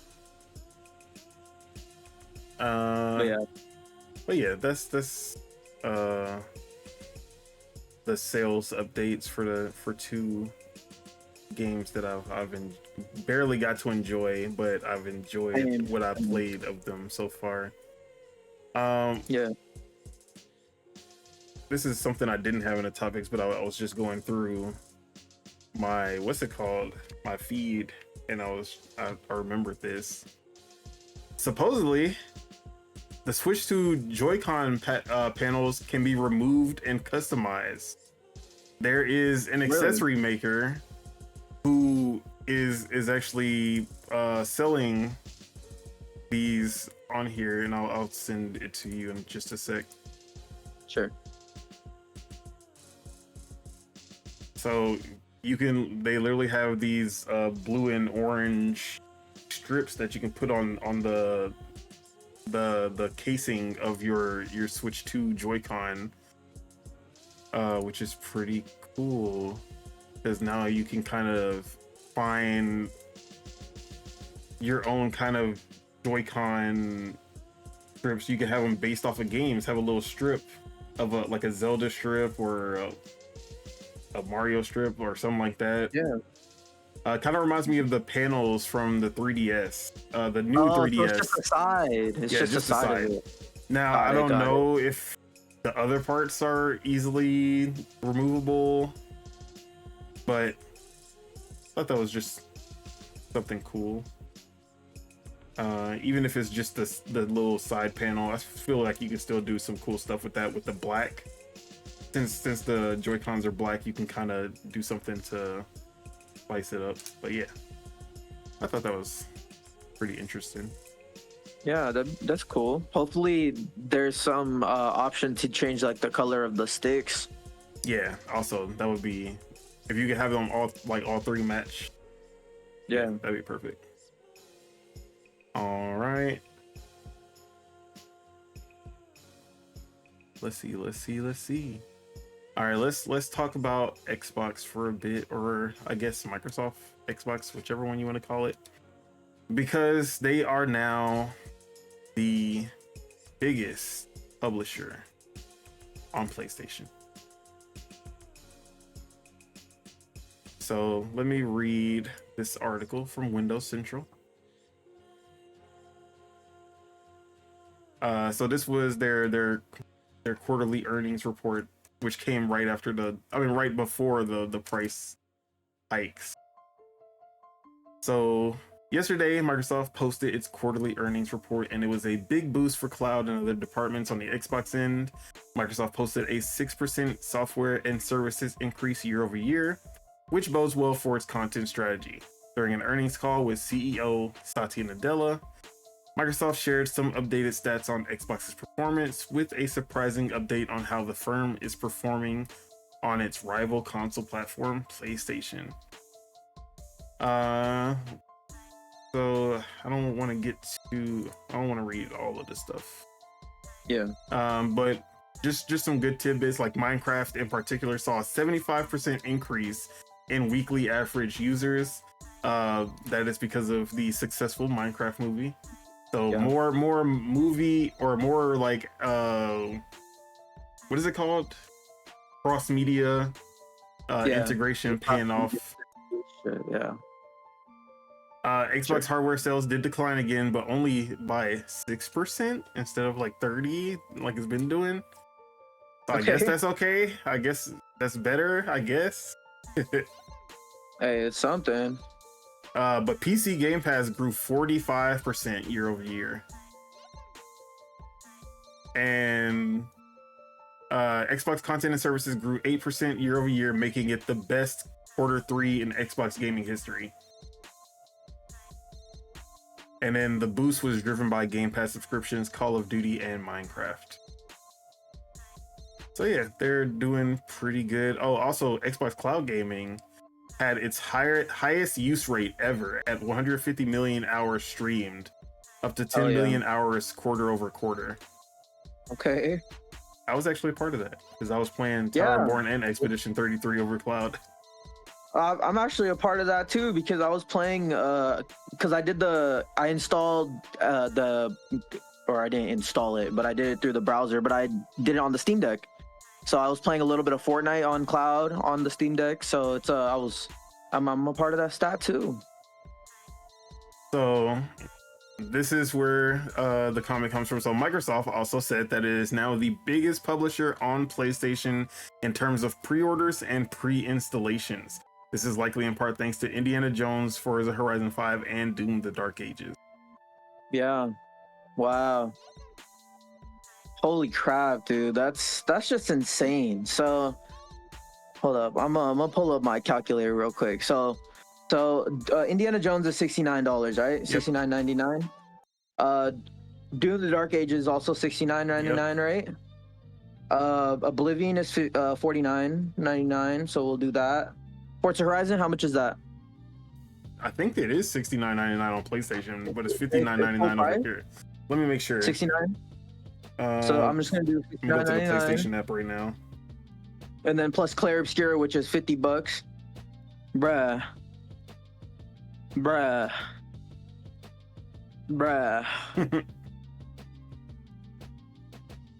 That's $309. No, Forza Horizon 5 was 60, but it's still 60? Okay, we'll minus 10. Minus 10. $299. $299 if you're buying every single one of those games a la carte. But how much was it for us? Game Pass. Got it on my PC and my Xbox. That's insane. That's a price of a console. That's literally a price of a PS5. Like with fucking Astrobot, or almost damn near. Fucking, that's crazy. Oh my god, that's the price of a Switch Switch One OLED. No, not even OLED. Switch One just OG. Jesus Christ, dude, that's insane. Well, that explains why Claire Obscure didn't chart. So, just to add on to this topic, we had PlayStation on Twitter advertising their chart-topping titles for April. The Elder Scrolls 4 Oblivion Remastered and Forza Horizon 5 topped the PlayStation Store download charts in April.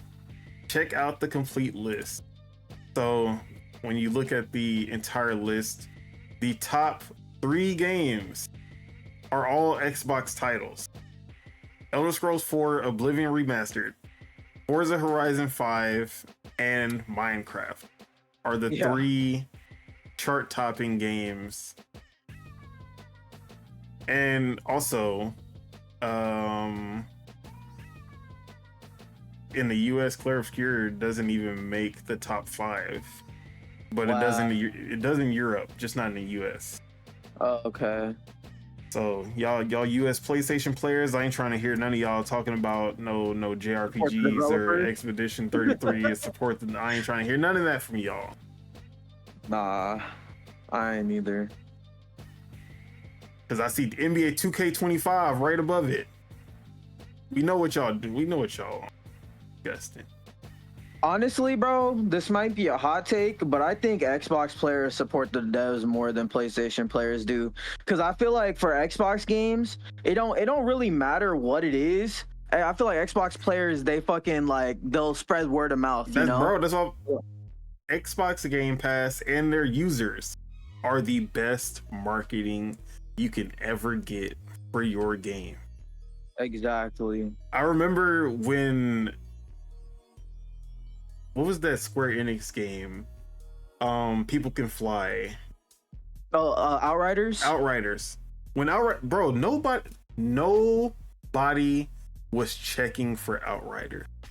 I saw Outriders and I was like, that looks alright.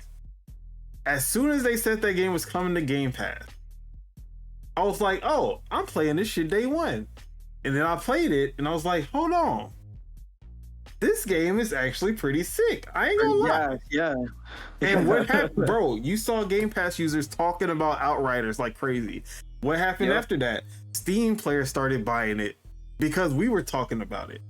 Steam players started talking about it. I was like, oh, hold on, this game is actually pretty cool. Then you see PlayStation users buying it.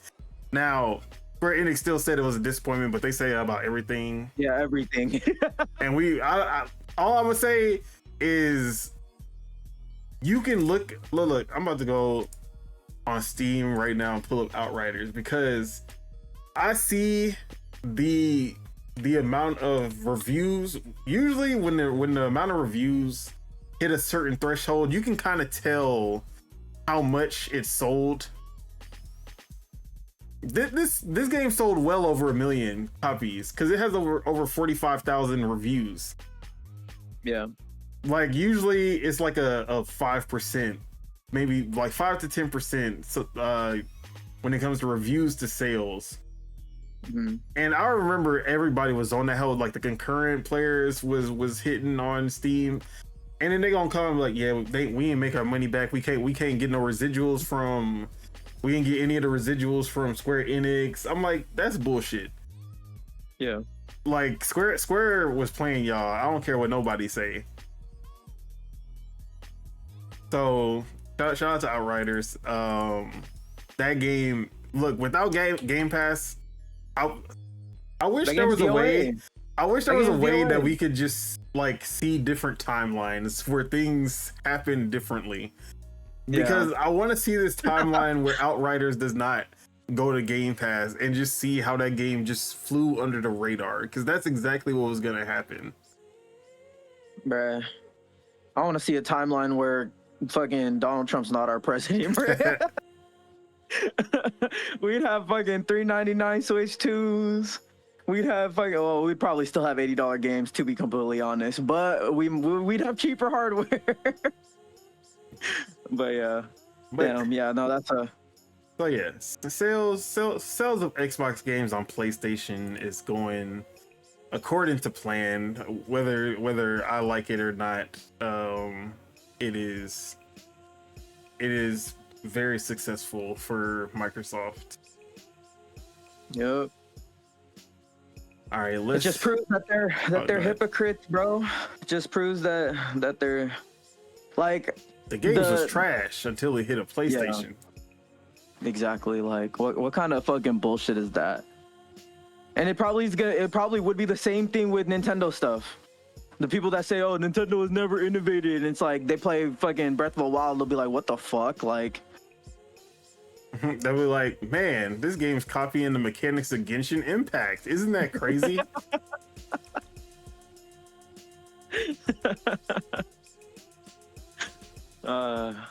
Yeah. But I feel like there was something else that I was supposed to bring up before. Let me make sure. We got Kennan and Kale. Oh yeah, there was a topic that I forgot again. Okay. All right. For sure this time I got everything. Okay. Let's move on. Let's talk about Elden Ring. Because they detailed the Elden Ring Tarnished edition for the Nintendo Switch 2. And they revealed that there will be new content not available in any of the other platforms. 2 new classes, new armor, and new customization options for the player's mounts as well. Okay. So I saw this. I was like, oh shit. About to write up my article on how Elden Ring Tarnished Edition is going to have exclusive content for the Switch 2. Yeah. I was writing it up, got 80% through.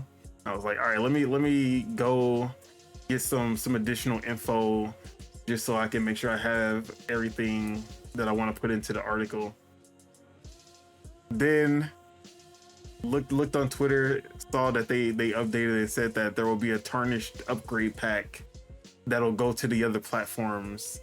So it's not and I was like, damn. And then I wrote 80% of that article for no reason. I was like, son of a bitch. Did they talk about anything like frame rates, resolutions, anything like that? Nope. No. See, I want to get Elden Ring on the Switch too, like dead ass. Cause I sent my copy away. I sent my PlayStation copy away. So I need a copy of Elden Ring. So I want to get it on Switch too, but I'm curious about it. I'm curious though, for sure. But yeah, when I was thinking that they were gonna have exclusive content and stuff, I was like, okay, if it's anything like the other like Nintendo collabs, like Skyrim, they had the Breath of the Wild outfit. Yeah. The blue tunic and everything. Rocket League, you had the Mario and Sammy. I was like, bro, they gonna add some like Legend of Zelda stuff or Fire Emblem stuff into Elden Ring for the customization. And now that was tarnished. Unintended. They tarnished it, bro.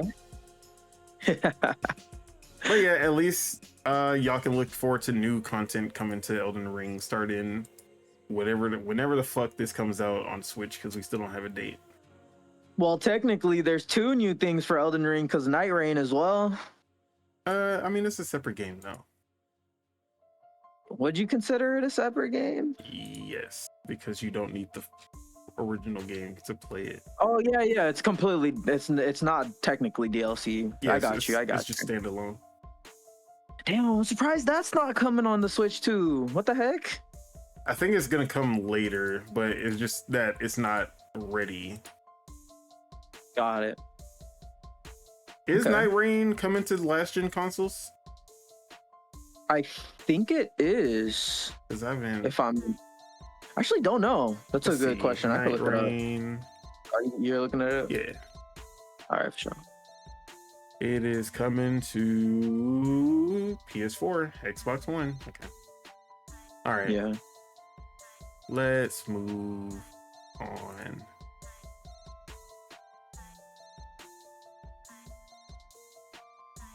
All right, let's talk about Nintendo's stocks and whatever the fucks, because they have reached an all-time high once again. And this is off the hype of the Switch 2. Companies are buying in. But I was told that the Switch 2 was announced and companies started selling their stocks, and they were like, yeah, this is terrible. What happened? The bagels, what happened? What happened is they want Nintendo to fail, bruh. They ain't trying to see Nintendo win, even though they winning. I was told by 98% right all the time that the companies was selling their share.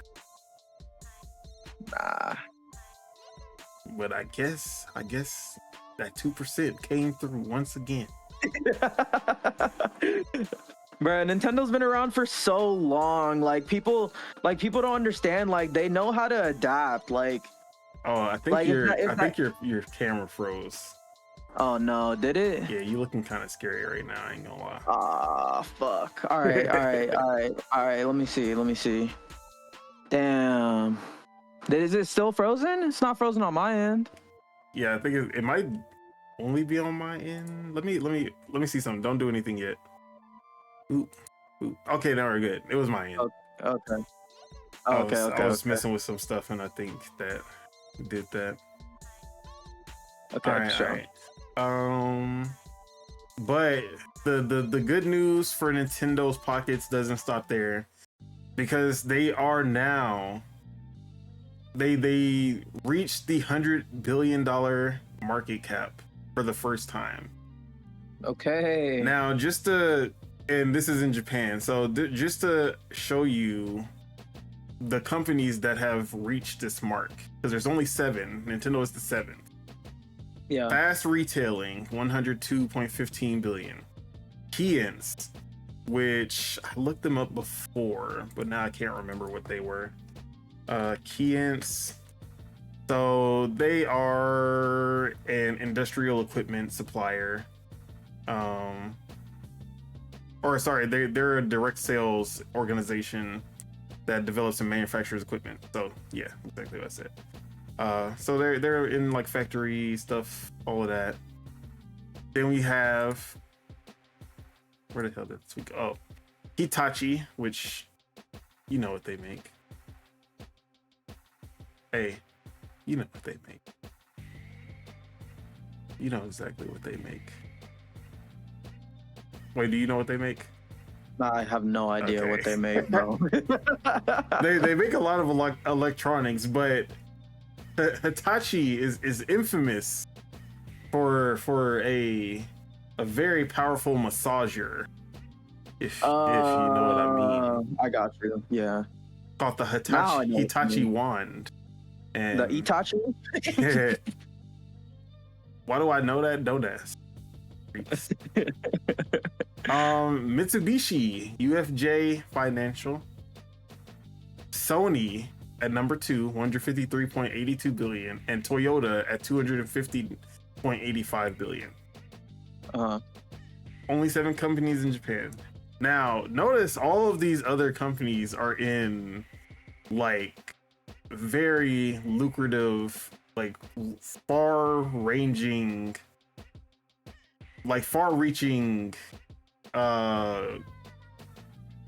what's the word I'm looking for? Occupations, I guess, or like operations. Yeah. You have manufacturing, you have electronics, cars. Yeah, there are a lot of industries. Yeah, that's the industries. They're reaching a wider base, because all of them are like a lot of people, compared to video games, a lot more cars are sold.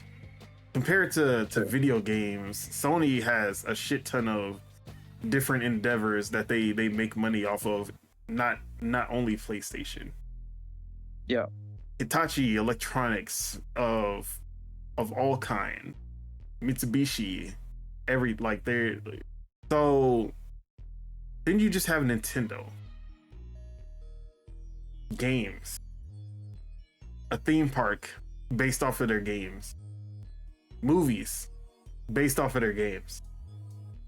But at the end of the day, video games is the only reason that they have reached 100 billion. Video games. Yep.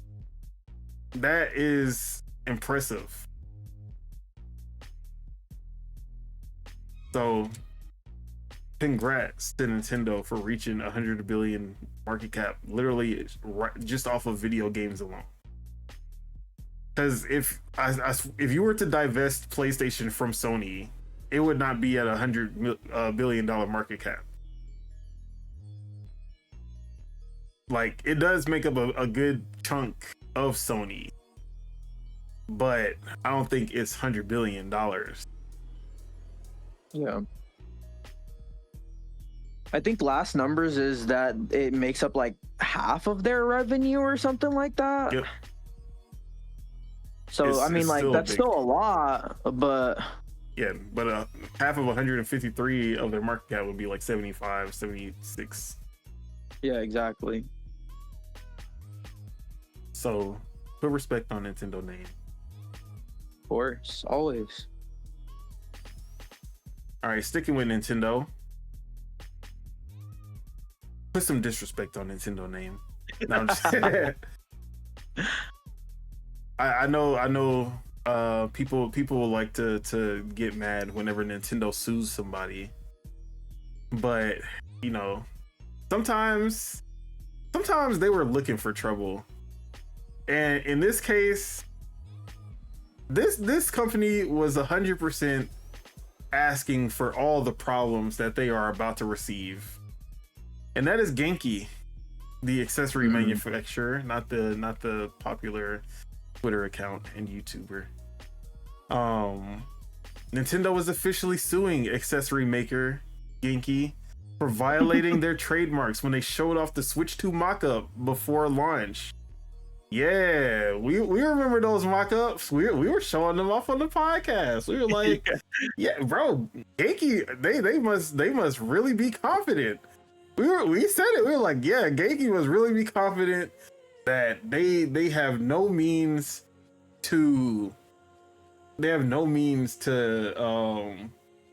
sue them off of them showing these mock-ups. They weren't confident enough, obviously. Yeah. So let's see.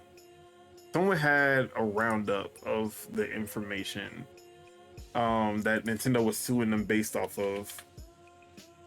But what they basically said was that the mock-ups that they had, or like, they said that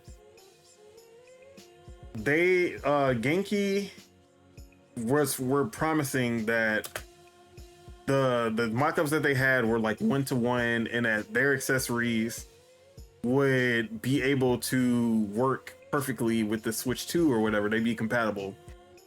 Yeah. And Nintendo said, but the only way that they would even know that, because we never gave them any of the shit that they would need to have to like be able to say that confidently. Yeah. So the only way that they would know that is if they procured that information illegally. And that's the grounds that they're suing them on, is that they nefariously got a hold of the Switch 2 info, or like some details for the Switch 2, and that's why they're suing them. Yeah. So here's one of the excerpts from, so at CES event, Genki demoed and promoted unauthorized purported mockups and renderings of the Nintendo Switch 2 and its accessories. Further, Genki presented at least 2 unauthorized 3D printed mockups of the Nintendo Switch 2 to reporters. Genki boasted its alleged early access to the unreleased console and allowed guests to hold and measure the mockups. At Genki's CES booth, Genki CEO Edward Sai personally showed off the 3D printed mockups and stated to different reporters that Genki had access to an authentic Switch 2 on which Genki based the mockups, renderings, and 3D printed mockups. Genki's representatives, including his CEO, also did multiple media interviews discussing their 8 accessories and purportedly confirming specific highly confidential designs and functionality of the not yet announced Nintendo Switch 2. An article detailing these statements from Genki is attached as Exhibit B. Genki also displayed a video at a CES booth showing a purported 3D render of the Nintendo Switch 2, which it later also posted on its website. Genki included Nintendo's marks on its rendering of the Nintendo Switch 2 dock, including Nintendo's registered design mark shown in registration number, blah, blah, blah. What else? Genki's activities have been designed to capitalize on and appropriate the public's anticipation for the release of Nintendo's next-gen console. Genki has used Nintendo's trademarks and trade dress in connection with the marketing of its business and its unauthorized third-party accessories in violation of Nintendo's rights in those marks. On information and belief, Genki falsely represented that it had access to an authentic, unreleased model of Nintendo's next-gen console. Genki has since stated through representatives that his claims of access were false. Genki's claims of compatibility would be impossible to guarantee without unauthorized, illegal early access to the Nintendo Switch 2. Thus, Genki has misled and is misleading the public as to its ability to guarantee the compatibility of its products with the Nintendo Switch 2. Additionally, or alternatively, Genki in fact illegally and or illicitly gained access to a pre-release model of the Nintendo Switch 2, rendering its statements otherwise objectively false. Defendants infringing use of Nintendo's trademarks in its advertising is in direct competition with Nintendo's and its licensees' legitimate marketing of Nintendo's new console and authorized accessory. Genki about to get hit with the they about to get whacked up. I ain't gonna lie to you. Like, I tried to tell them, bro. I was like, hey, this is cool, but y'all, I was like, they must got some kind of contract or something where they feel this confident. See though, but like D-Brand was doing the same thing, but D-Brand was kind of slick with it. They were hiding it behind a full case. It was like a little see-through, but it wasn't the full thing. Genki was like, nah, we don't give a fuck. We gotta we putting it all out on display. And I was like, Genki, y'all flying too close to the sun. So how are you feeling? Who's in the right here? Do you feel like do you feel like Nintendo is just being Nintendo and going extra hard on lawsuits for no reason, or you feel like this is a justified case? I see. I'm kind of on Nintendo's side here. I'm not gonna lie. Like the Genki of whatever the manufacturer, they should have just been smart about it. Like they should have showed off their products, but like not like said what it was for, you know, like not said like, oh, this is the Switch 2, but it's just like these are just upcoming products, you know, something like that. I don't know. They definitely could have been a lot smarter about it for sure. But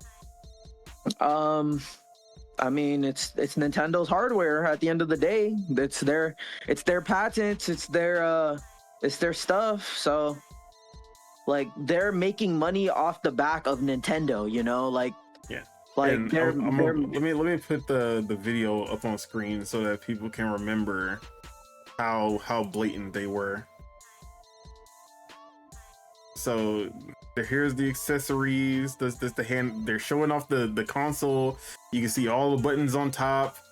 They show off the like magnetic release. You can even see like the whole mechanism of pushing off of the sides of the controllers, which is patented, by the way. That's information that should not be made to the public. So yeah, exactly.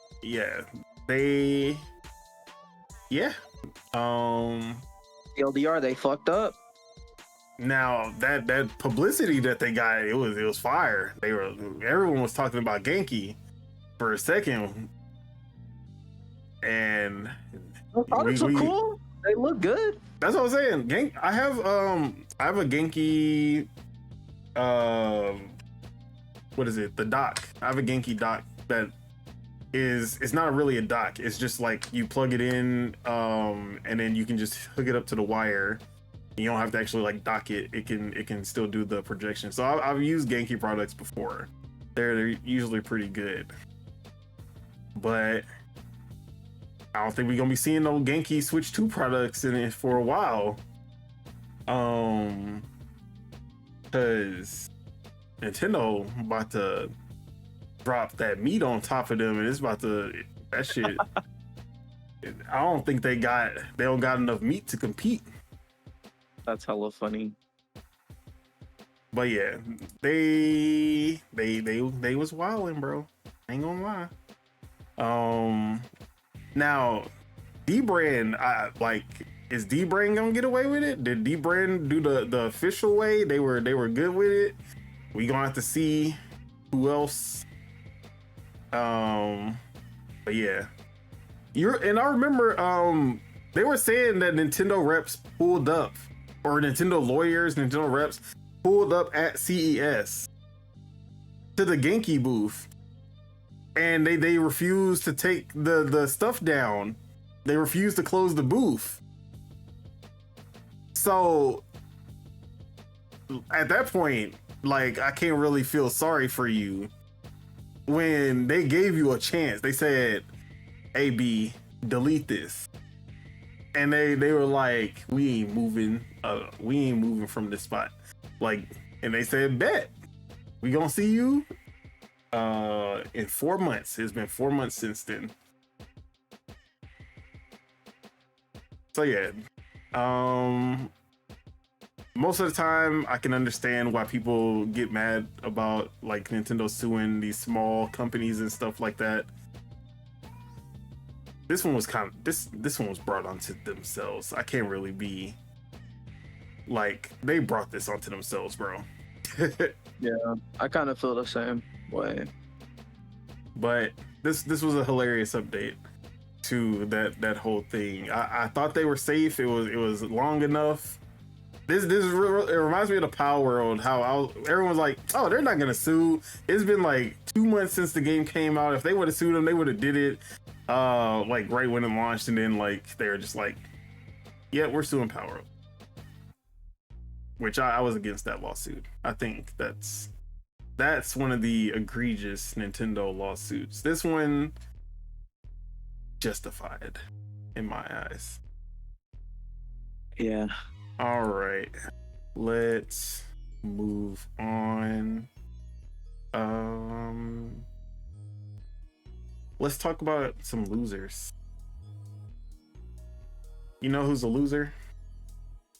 Apple is a loser. Because Apple lost another case in the whole Epic versus Apple trial. Yeah. Where now they have to open up iOS to third-party payment systems. Okay. And with that actually takes off one of the barriers that Xbox has had with the Game Pass and Xbox Mobile on iOS and Android. So now that's one of the big ones out of the way. They can put their payment system that doesn't have to go through Apple. So that Apple doesn't have to get that 30% cut if they put their Xbox Mobile store out there. So it's looking bright for Xbox Mobile. Okay. And then as soon as that happened, guess who jumped back on the iOS? Fortnite. Fortnite is back on iOS, and of course they're going to be using their own payment systems, not going through Apple to get that cut. So yeah, they're definitely breaking down these walls on Android and iOS now when it comes to the open nature of it, or I should say closed nature that they have on both platforms. Like Android is open, but when it comes to the stores, but like Windows, they don't make sure that any payments go through like Windows or Microsoft. Yeah. Apple and Google will make sure that any payments are going to be going through them if you're buying it through the App Store. So that's the difference. So yeah, it seems like this trial is coming to an end very soon, and it's most like some of the things Epic was asking for they haven't gotten, but the majority of the big ones Epic has been winning. So I think at the end of this is going to be for the most part majorly in favor of Epic. Which, if it's in favor of Epic, it's in favor of Xbox and all these other publishers and game devs as well. Yeah. But we have another loser.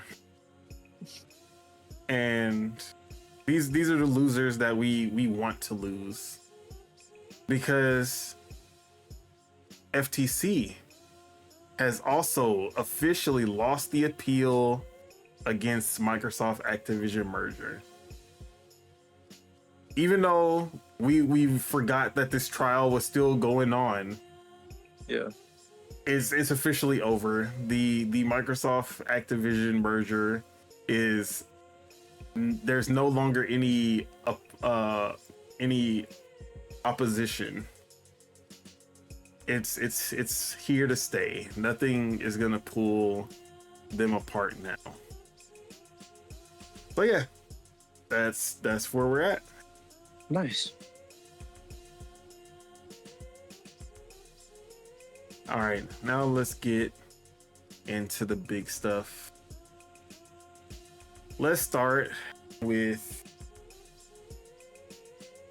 this indie game that just got a new trailer.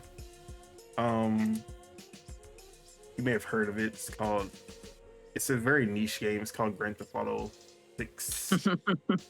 Yeah. They dropped a new trailer, and we haven't talked about it, so I want to get your reaction. How'd you feel about the GTA 6 official trailer 2? Yeah. First or second glimpse at the game, well, legitly, because the first glimpse was the leaks that happened like hella long ago. Remember those times when those leaks are coming out and people are like, oh, this looks bad. It looks just like GTA 5, which still looks amazing today, but it just looks so bad. I can't believe Rockstar would do this to us. Yeah, I was just thinking like if everyone was just given a chance to see how like almost every game would look like while in development, they'll see like most games look like fucking shit, like until they're polished, until they're almost ready. Like, what game leaked? Oh, it was GTA. When GTA leaked, and then everybody started showing off what their in-game, like their early game looked like. Yeah, and then Wolverine too. Yeah, same with that game too. I remember seeing the Horizon Zero Dawn like early gameplay. I was like, Jesus. Yeah. But yeah, man, I hope, I think that there is a little bit of gameplay in there in the new trailer. Like, I'm sure there is, and I'm sure all of it is in engine and captured in maybe not in gameplay, but it's all in engine footage and like in engine cutscenes and all that. But it looks good, man. It looks damn near real. Like, I was watching it, I was like obviously I know it's not real, but it looks like CGI, like straight up. Like, it looks CG. Like, it's incredible, man. Fucking Rockstar, those dudes are those guys and gals and everything in between, those people are magicians, bro. Yeah, there was definitely one part where they were driving in first person and you see like the street signs, and I was like, that's just a real life clip of someone just recording outside of their windshield. Yeah. But no, that was in game. And her name is Lucia, right? Yeah, Lucia. She bad, bruh. She bad, bruh. A lot of Lucia love online. Yeah, I don't doubt it. So yeah, this one actually gave us a glimpse into the story, or I guess the main characters, what they're like, what they're doing, what they're after, what is their story. So we got a better look at that. Also, just the beginning part where, like, what are you doing up there? Oh, just fixing some leaks. Tongue in cheek, Rockstar talking about the leaks of the game. Just yeah.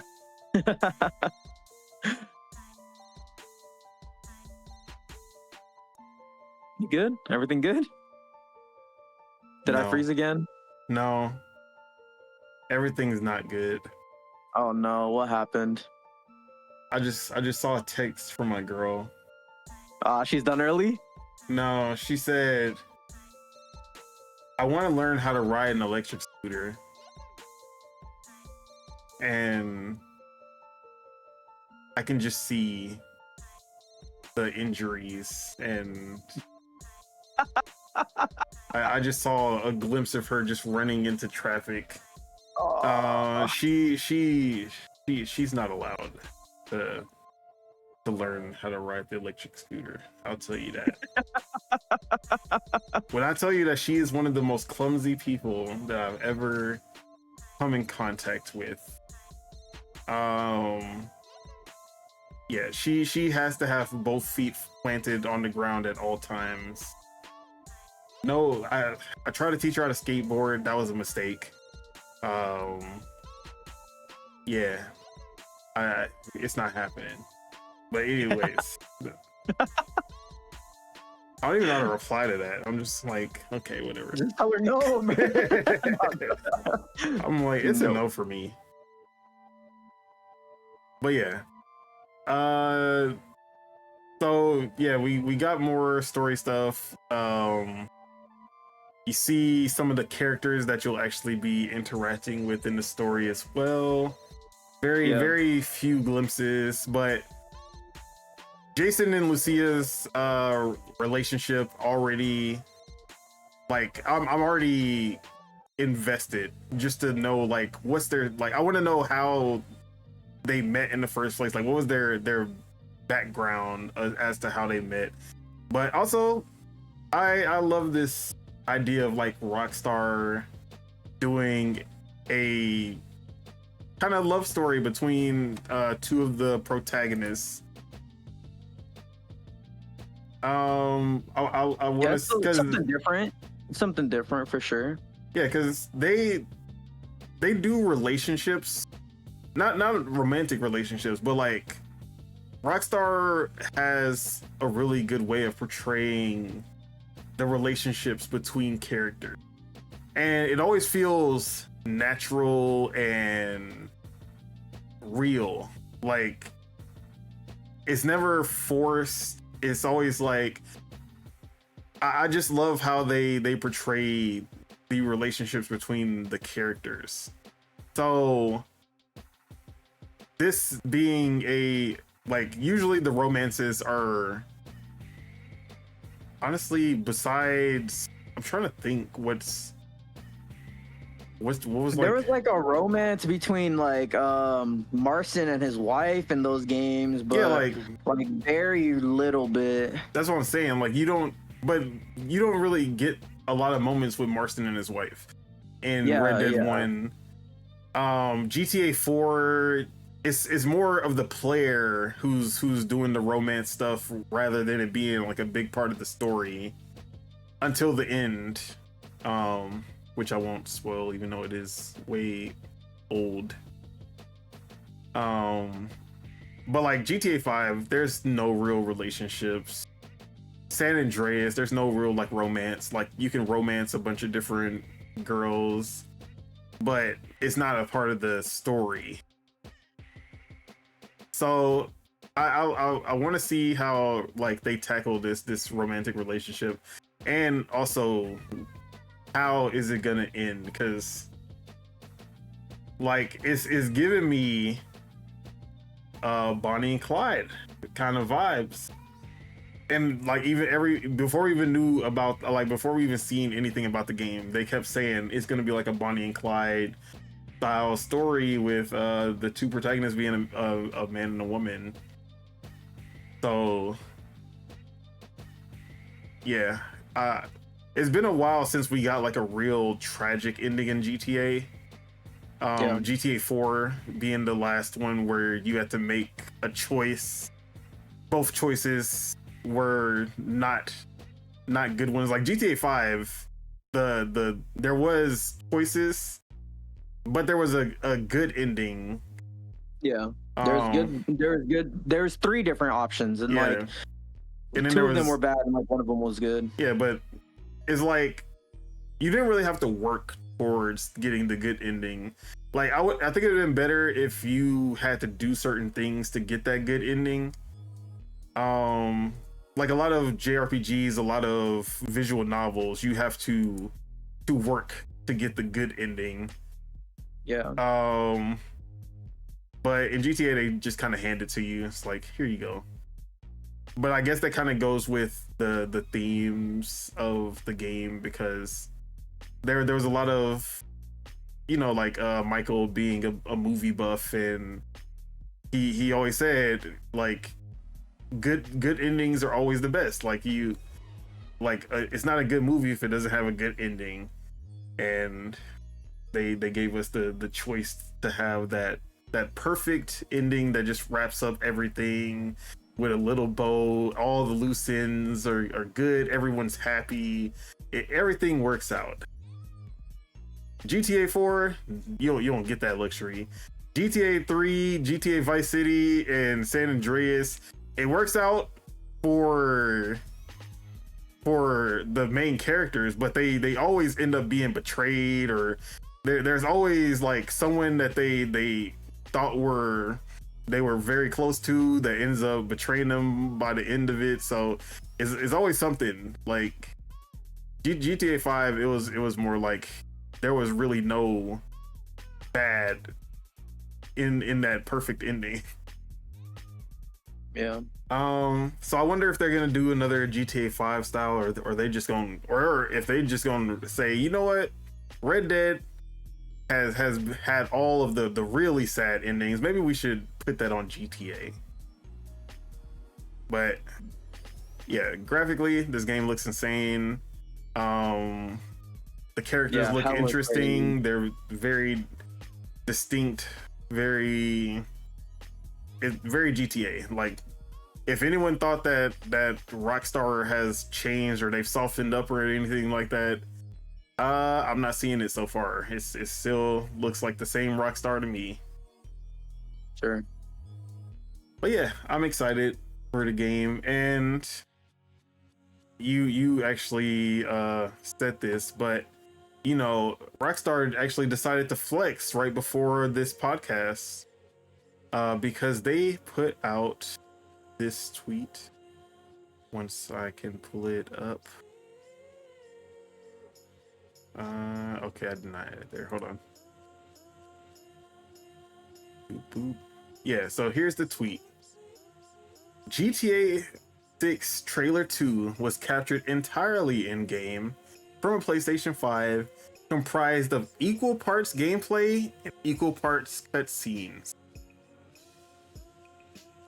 So that means this was 50-50 gameplay captures and cutscene captures.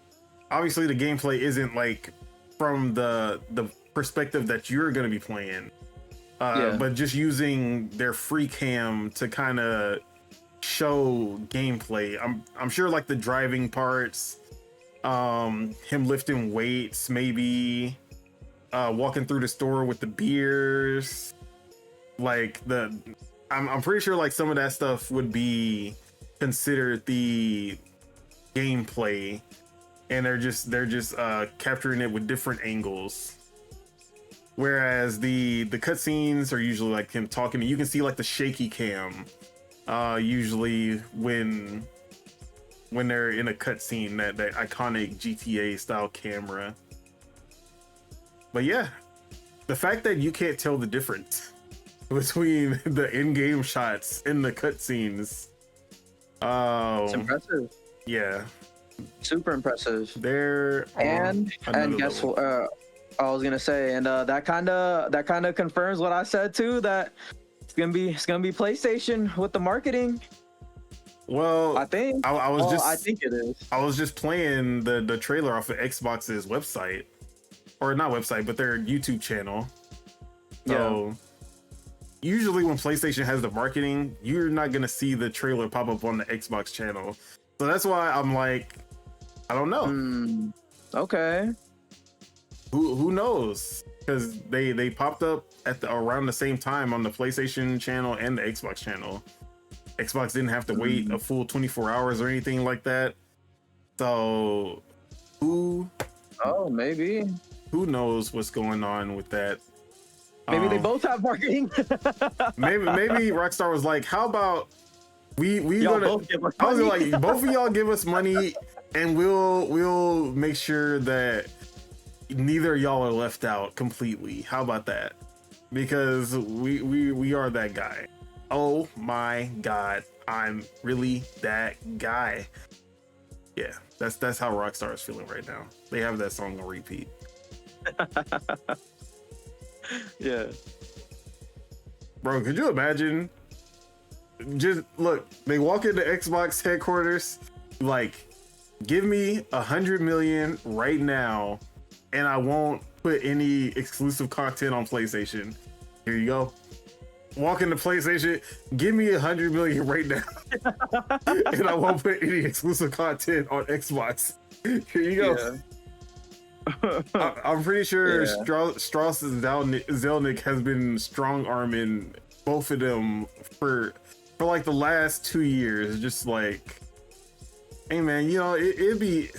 I've been talking to PlayStation, you know, Phil, and they said that they want to be the first one to present the gameplay over there on the state of play. How you feel about that? How we was thinking about putting that PS5 logo on everything. How you feel about that, Phil? You know, I could be swayed to not do that. I just need just a, you know, just some chump change, just 50 million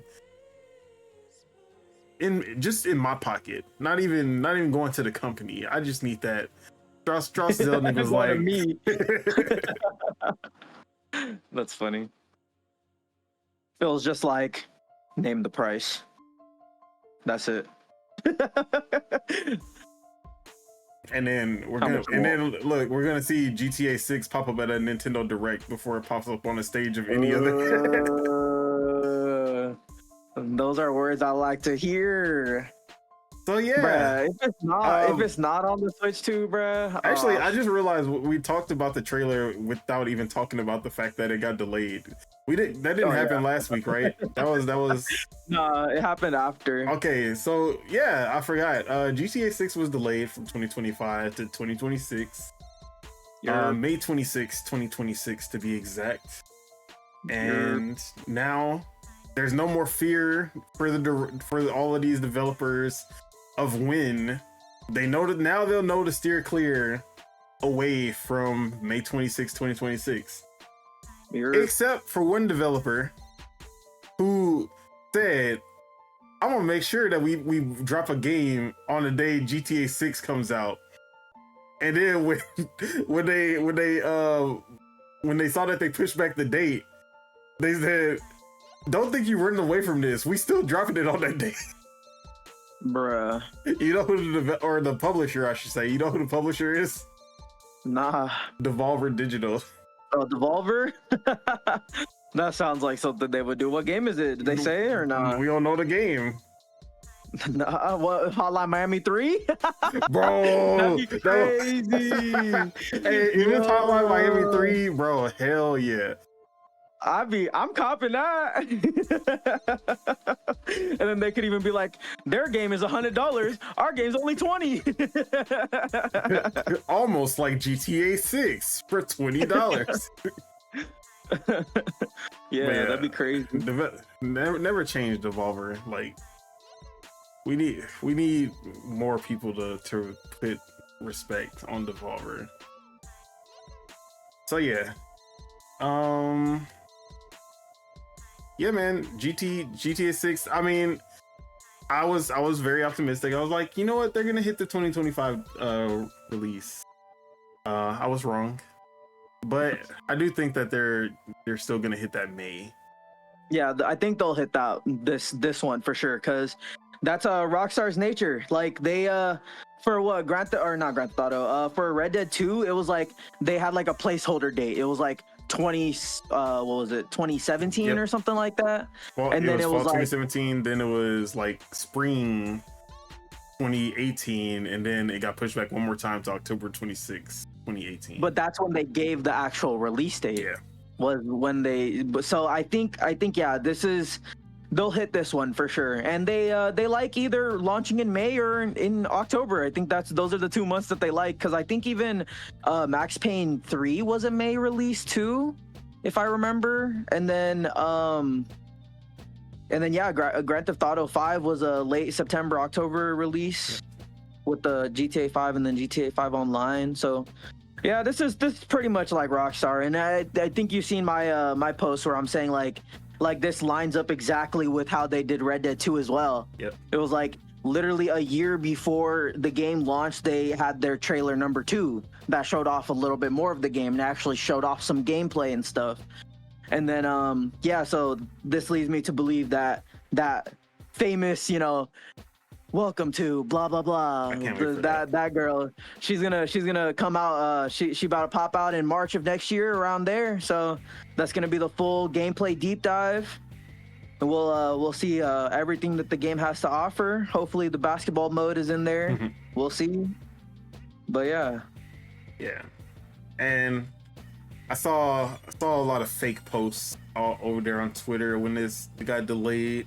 I'm like, yeah, I don't even care anymore. I'm not checking for this. I'm not buying GTA anymore.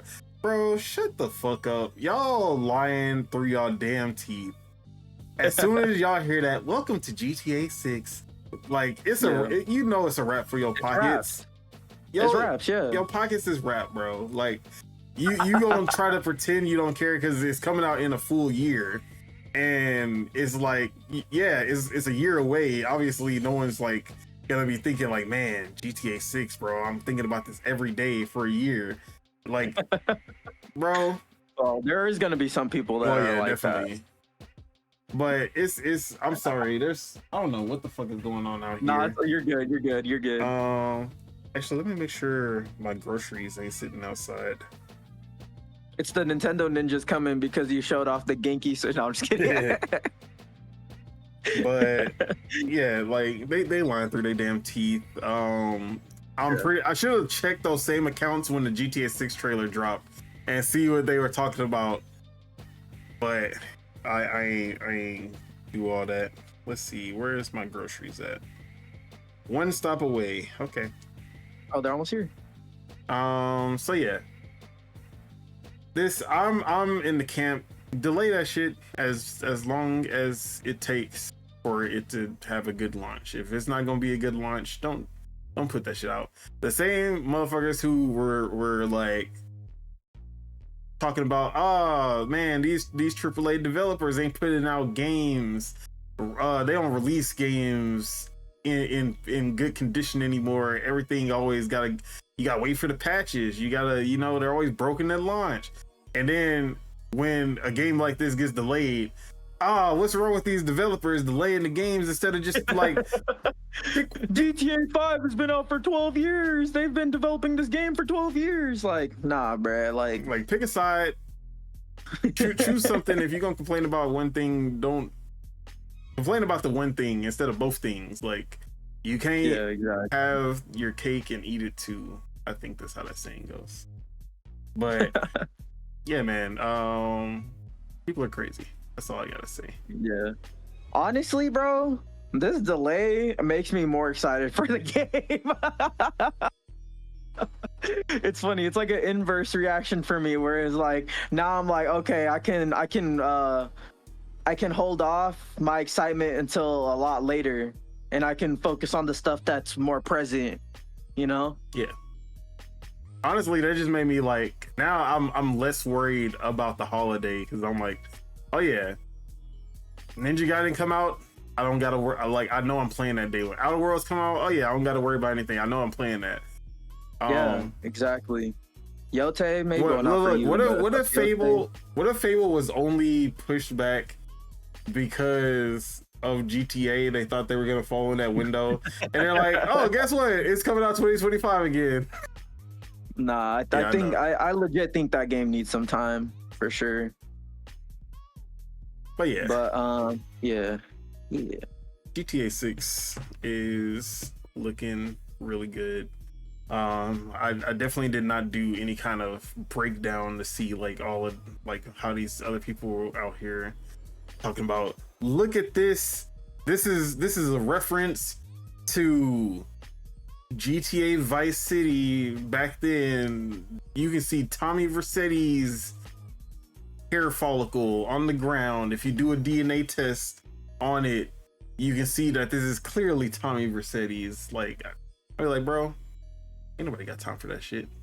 But yeah, it looked good. That's all I gotta say.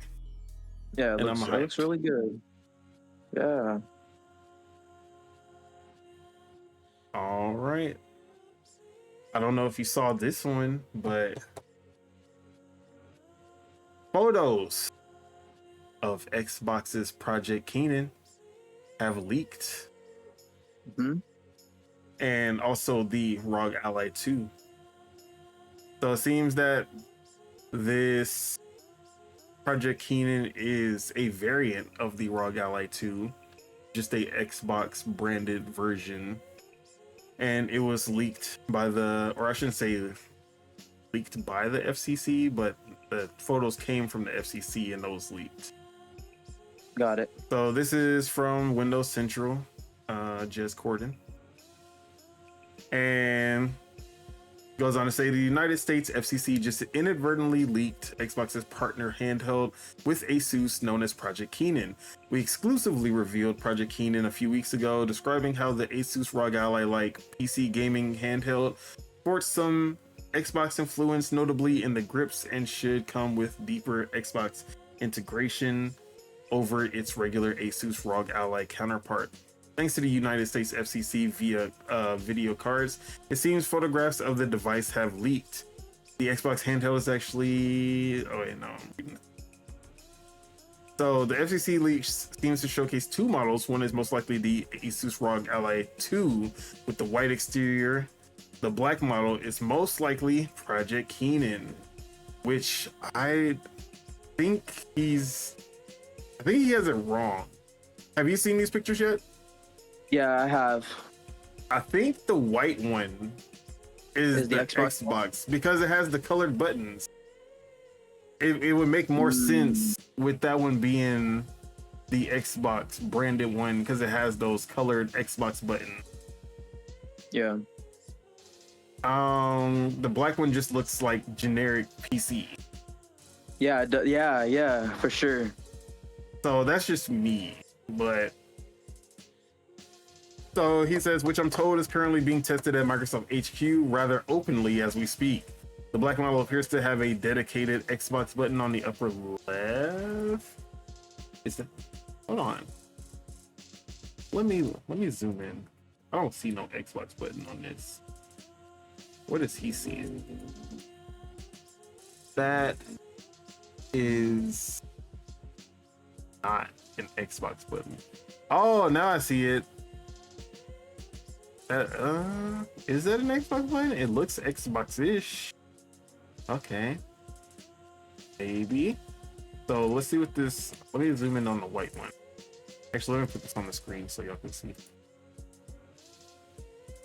So the white one, okay, the white one doesn't have any branding whatsoever on that button. It's just a black button. But at the same time, I think it's covered up. I don't know why it's covered up, but I think it's covered up by like a strip of something. Because all the other buttons are like plain white, and then you just have this one button with the black, and it looks like it's lifted, like there's something on top of it. I don't know.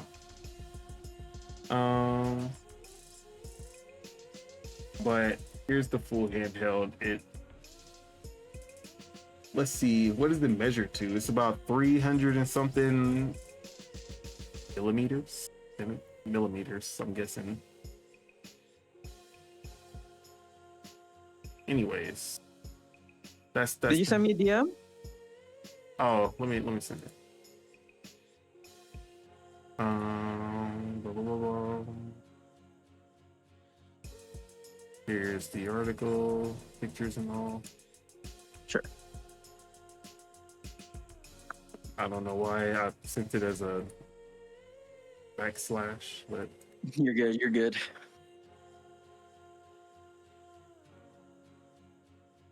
Oh yeah, I see the little Xbox button. It's on the left, right? yep.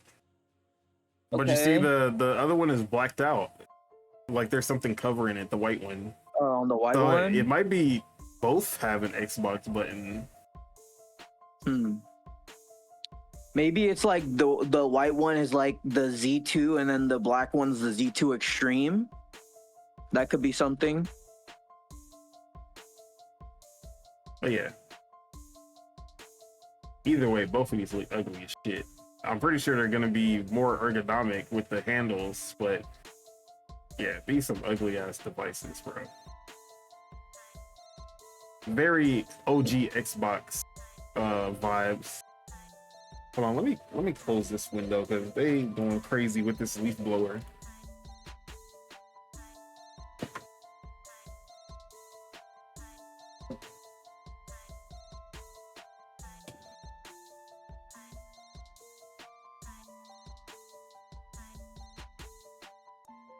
All right, my bad.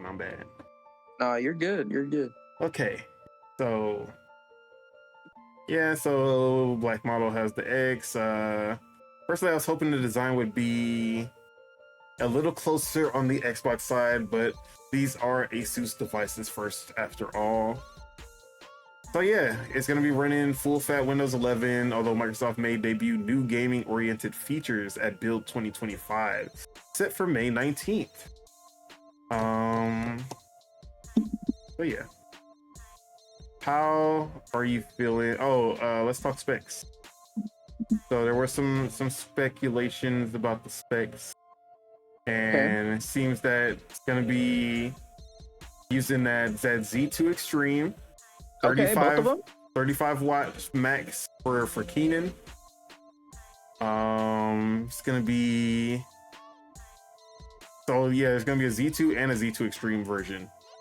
Got it. 20 watts max for the Z2, 35 max for the Extreme. And then we got 32 gigabytes of RAM, M.2 slots. Let's see. I saw a list that had but I don't remember what channel that was on.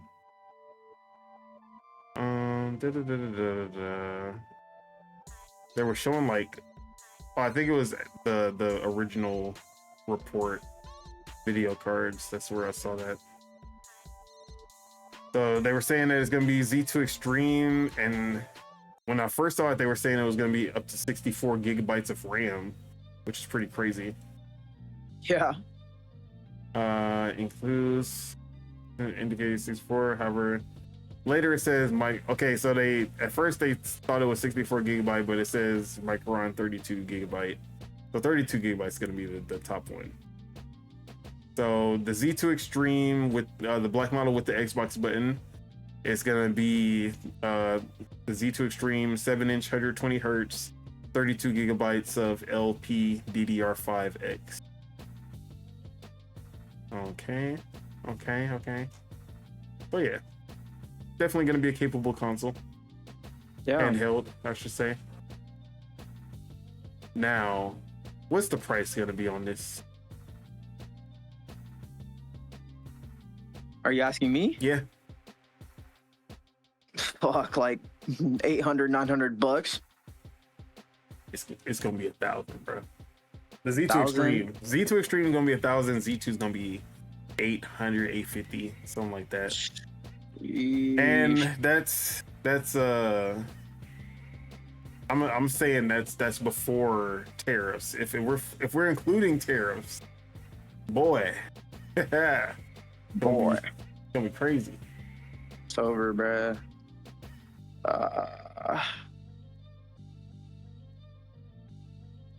So yeah, that's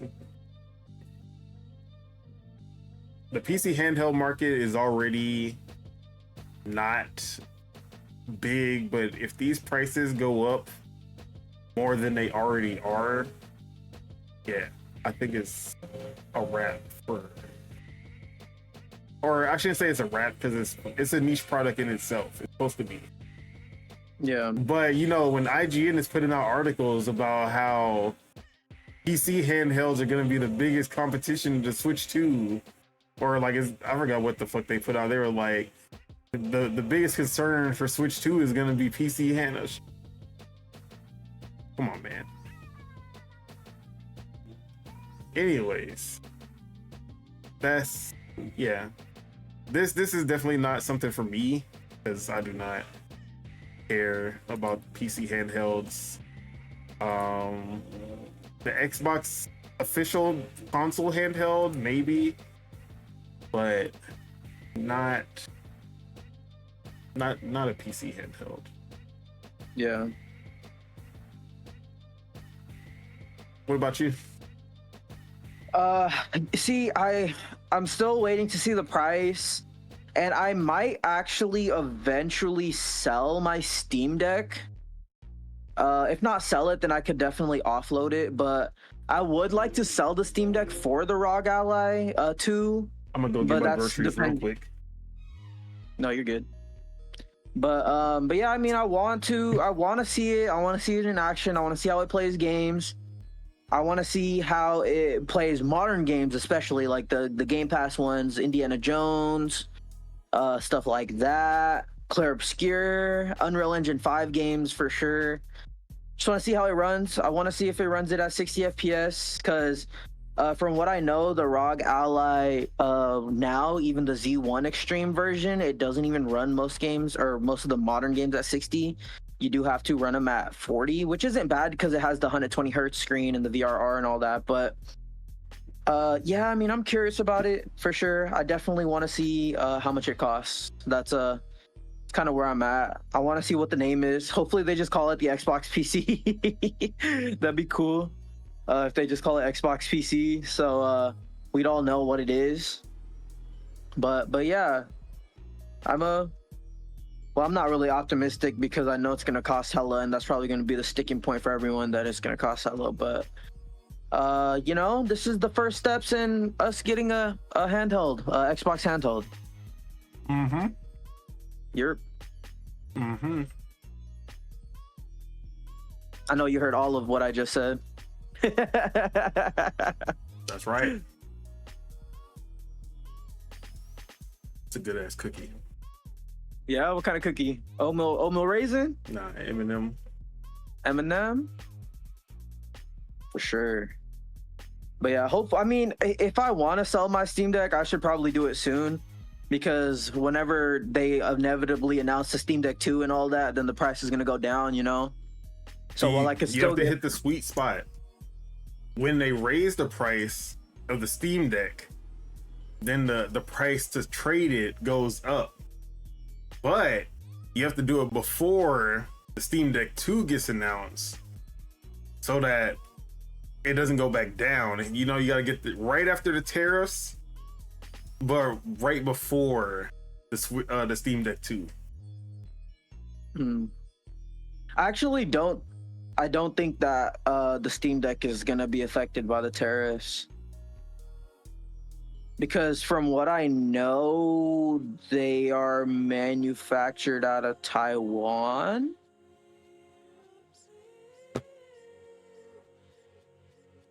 I was But just I don't thinking know that. if that means.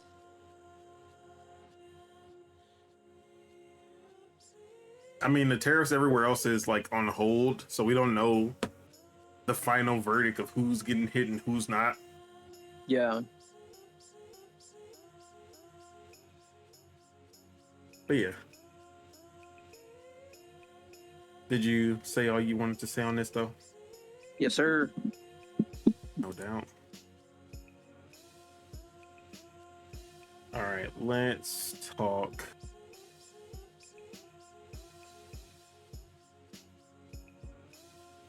Let's talk about Final Fantasy. Okay. Because there was a new creator's voice on Nintendo's channel for Final Fantasy VII Intergrade, Remake Intergrade. Sure. And we got to hear from Naoki Hamaguchi, the director of the Final Fantasy VII Remake series. Oh, yeah. Where he confirmed that multiple times, in fact, that he is working on bringing the Final Fantasy VII Remake series to Nintendo Switch 2. Not just Remake Intergrade. So that means Rebirth will be coming to the Switch 2 soon enough. So how you I was told, well, first I was told, you know, when the rumors first came out, oh, Final Fantasy VII Remake is gonna be on the Switch 2. I was told there's no way the Switch 2 can run that. It's gonna be cloud version, blah blah blah, all this nonsense they were saying. Then we see the crispy clean looking Final Fantasy VII Remake Intergrade running on the Switch 2.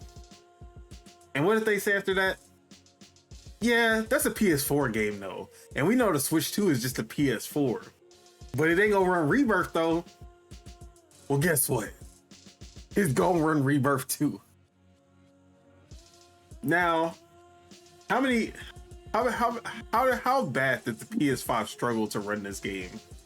You're asking me, right? How Vaseline like are we gonna get on the Switch 2? Yeah. I ain't gonna say that it's gonna be a pretty experience, but the game is gonna run on there. And it'll run. Have they done any updates for the OG PS5 to get the game looking better? Okay, so they've done there's two different performance modes now for the PS5. It's there's always the quality mode, but now there's like a performance like sharp and then like a performance smooth mode.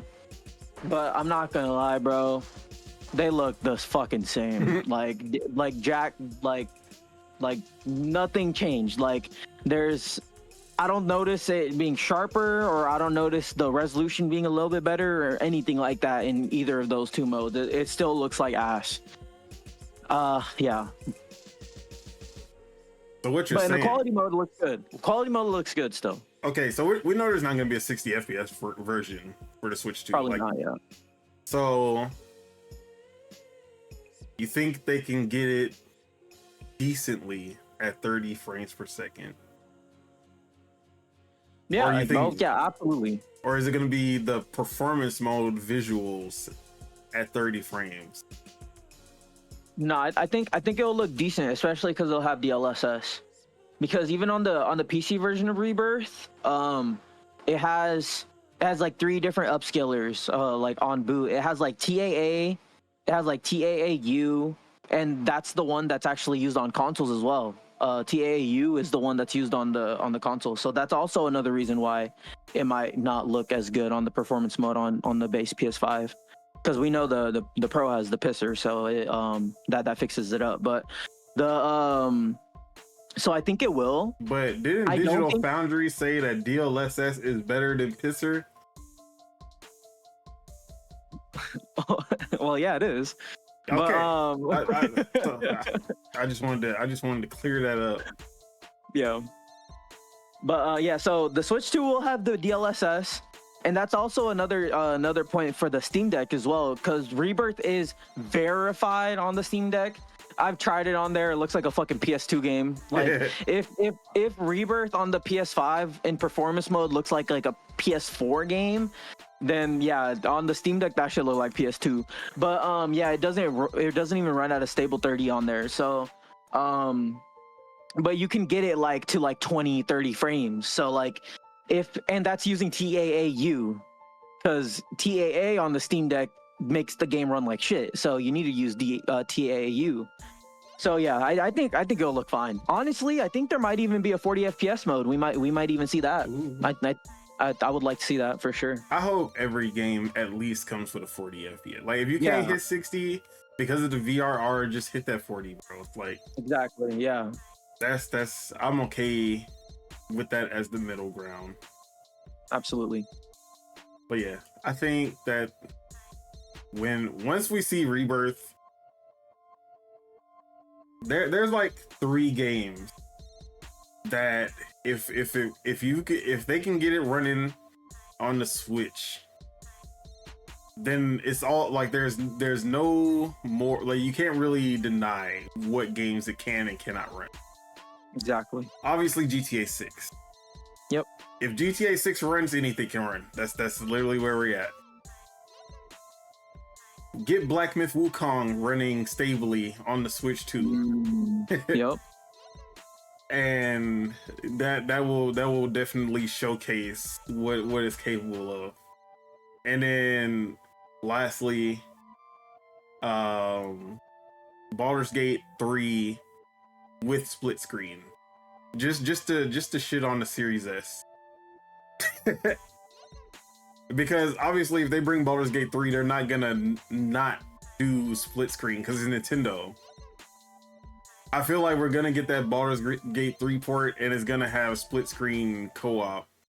And then people are gonna be like, oh, but I thought the Series S couldn't. Well, actually they added to the Series S. So, right? Didn't they? They eventually added it. Yeah. That last update. Mm-hmm. So, So all the optimization for that has basically already been done. I actually think I'm gonna call it Baldur's Gate 3 is gonna be at the first Nintendo Switch 2 like post direct. We're gonna see Baldur's Gate 3 get ported to that element now. But yeah. I thought that this was good to see though.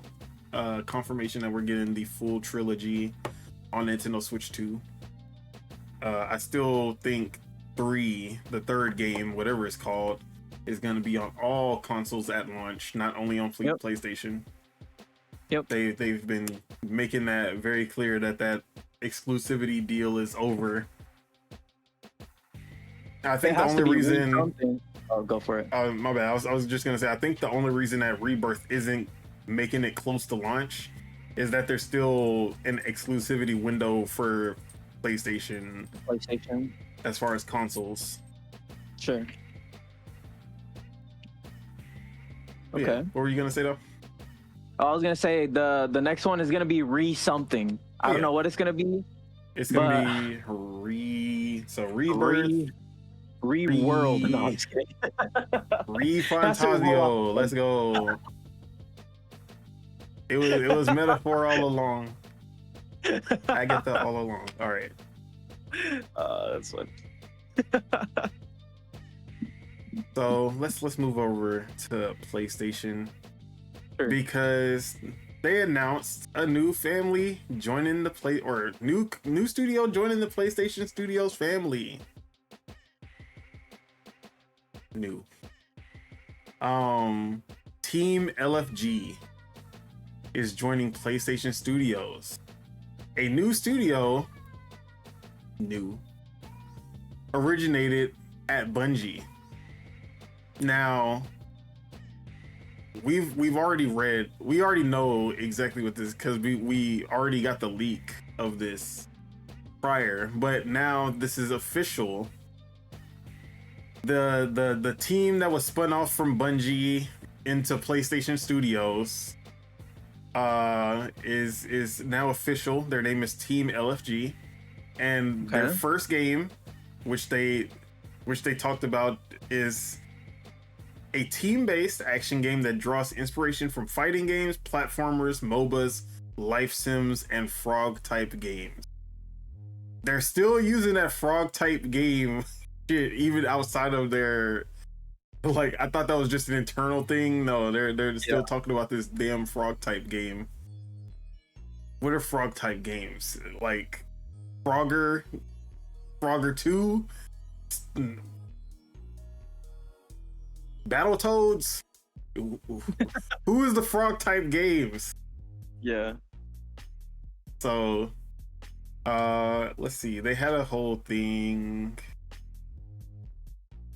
So they start off with, hello world, it's a delight to meet you, and we're very grateful to be joining PlayStation Studios. Our studio is headquartered in Bellevue, Washington. Hey, that's like four hours away from me. With team members working both on site and remotely throughout the US and Canada. We are a team composed not just of industry veterans who have shipped titles like Destiny, Halo, League of Legends, Fortnite, Roblox, and Rec Room, but also industry newcomers with fresh creative perspectives and skills. We are passionate about exceptional action-based gameplay, moment-to-moment game feel, and richly social virtual worlds. The LFG in Team LFG stands for Looking for Group. We are driven by a mission to create games where players can find friendship, community, and belonging. We want our players to feel excited when they log on to discover their teammates already hanging out online. We want our players to recognize familiar names and to make myths and memes out of each other. We want our players to love embracing that one time where they pulled off that play that changed the whole story of the match. As we say on the team, that's the good stuff. We will make immersive multiplayer worlds propelled by action games that players can learn, play, and master for countless hours. We want to build our games with our communities, inviting players to be a part of our development process through early access playtests. Critical that we stay nimble enough to react to player feedback, not just in our lead up to launch, but throughout live service as we continue to grow the game and community for years to come. Our first game is a team-based action game that draws inspiration from fighting games, platformers, MOBAs, life sims, and frog-type games. Players will inhabit a lighthearted comedic world set in a brand new mythic science fantasy universe. We can't wait to reveal more. Till then, we'll do our best. Thanks for reading. Team LFG. Now, every time I see the life sim part of it, that part always just gets me excited for this game. Just because, you know, I love my life sims, but the fact that it's a multiplayer game, a multiplayer action, team-based action game, how do you implement life sim elements into it? Like, I'm just excited to see how they pull that off. But how are we feeling about Team LFG? How are you feeling about the new team-based frog type game? Yeah. I mean, I wouldn't say I'm like excited for it, but I'm you know, it's is this also the team that's making Gummy Bears then? That is Gummy Bear. Oh, that is Gummy Bear. Yeah, this is the team, and this is Gummy Bear. Got it. Okay, so this is Gummy, but that's so funny. It's like that's why the frog type game. I was like, bro, it's kind of throwing me off a little bit, to be honest. But I wouldn't say I'm supposedly inspired by Smash as being one of the big inspirations. Yeah, see, I'm curious about this game. I wouldn't say I'm excited, but I'm happy that Sony's PlayStation, they're doing something different. You know, that intrigues me at least. And we know we need more multiplayer stuff coming out from them. So yeah, I'm keeping my eyes onto this. I hope we see some sort of gameplay, something soon-ish. Yeah, I like the fact that they said they're going to be doing early access playtests. So hopefully it's going to be something soon where we can actually get our hands on it. I'll be I'll be trying to sign up day one as soon as I'm able to play. Based off of everything that I hear about this game and then like the key art and everything, this just seems like my style of game. And then everything that they were saying kind of piques my interest. The fact that they like I love social games. I love action-based gameplay. And then the fact that they came from Bungie, they know how to do, well, I should say they know how to do shooter gameplay, but when has Bungie really stepped out of that wheelhouse? I don't know how their gameplay outside of shooters is. But if they can translate how good Bungie's feel for shooters is into any other genre, then yeah, it's gonna be pretty. I'm pretty sure the base gameplay of the game is gonna be good. So yeah, I'm excited about it just based off of what we know, and I just want to know what the fuck this frog type game is. So yeah, shout out to PlayStation, shout out to new studios, always a good thing to see. Even though technically they fired a bunch of people, spun off the people that they spun off this team and just turned it into a new studio, so it's not like they really gained any new talent. But it is what it is. Anything else you want to add? No, other than I'm excited to see what it is. All right, let's talk Studio MDHR, because this just in, they're hiring another senior Unity programmer with experience working on games filled with character creation, enemies, and boss combat. And this is the first time we have learned that Studio MDHR is working on their new game. And if you know who Studio MDHR is, or I should say if you don't know who Studio MDHR is, that is the creators of Cuphead. And Cuphead is an amazing game. And even to this day, still nothing like it, especially the art style. And yeah, it's great to see that they're confirming that they're working on a new project, but we don't have any details about that. So I wanted to go to you. What should be Studio MDHR's next game? What kind of game do you think they'd be able to pull off really well? So their only game is Cuphead, right? Yes, at least as far as I think that it was their debut. And then that's still only been their game because they did the Cuphead DLC. Well, I would like for them to keep the same art style. Maybe they could make like I'm botting a little bit, huh? Yeah.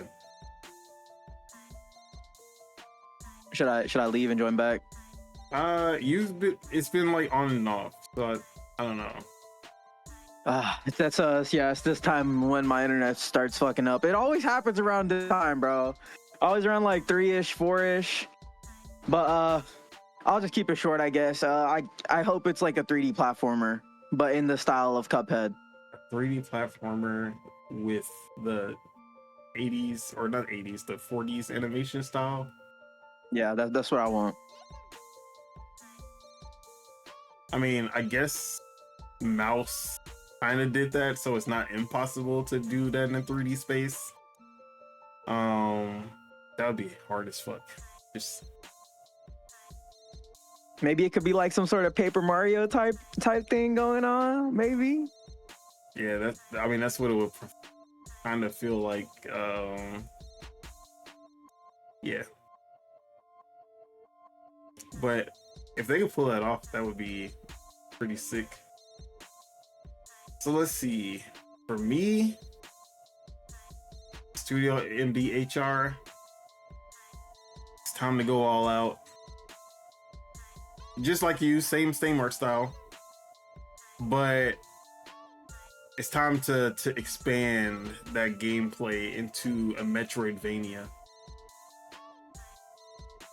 keep, or let's see, maybe a little more melee focus with some ranged weapons, like Cuphead has, but do a Metroidvania and keep those same like boss battles, but they give you different abilities that you're able to unlock different areas, Metroidvania style. But I want I want them to keep that 2D action, but just expand on it into like a Metroidvania, and those epic boss battles, and just make it fit into that Metroidvania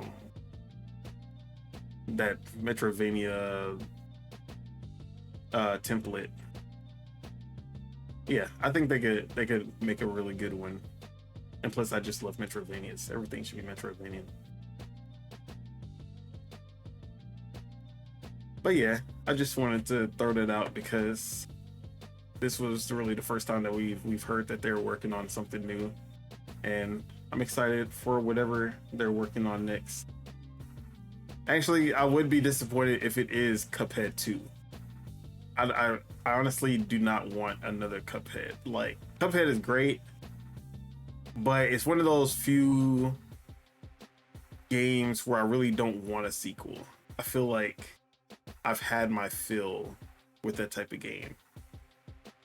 Like with Team Cherry going from Hollow Knight to Hollow Knight Silksong, I'm like, hell yeah, more Hollow Knight, give me that. With Hades, oh yeah, Hades 2, perfect. That's exactly what I wanted. But for whatever reason, Cuphead, I'm like, no, I don't want any. Like, I love Cuphead, 9 out of 10 game.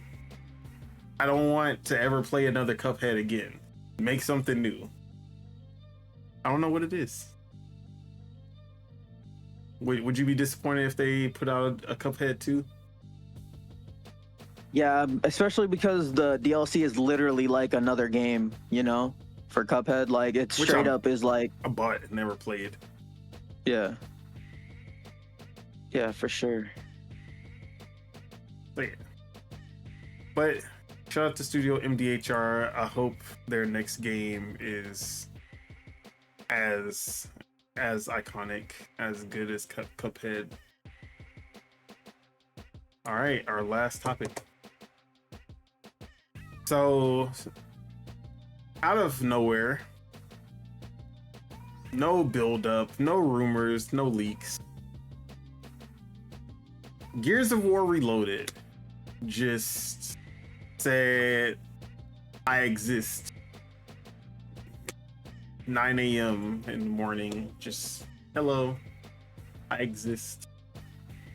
And yeah, it just said Gears of War Reloaded coming to Xbox Series X, Windows PC, and PlayStation 5 and Steam on August 26th.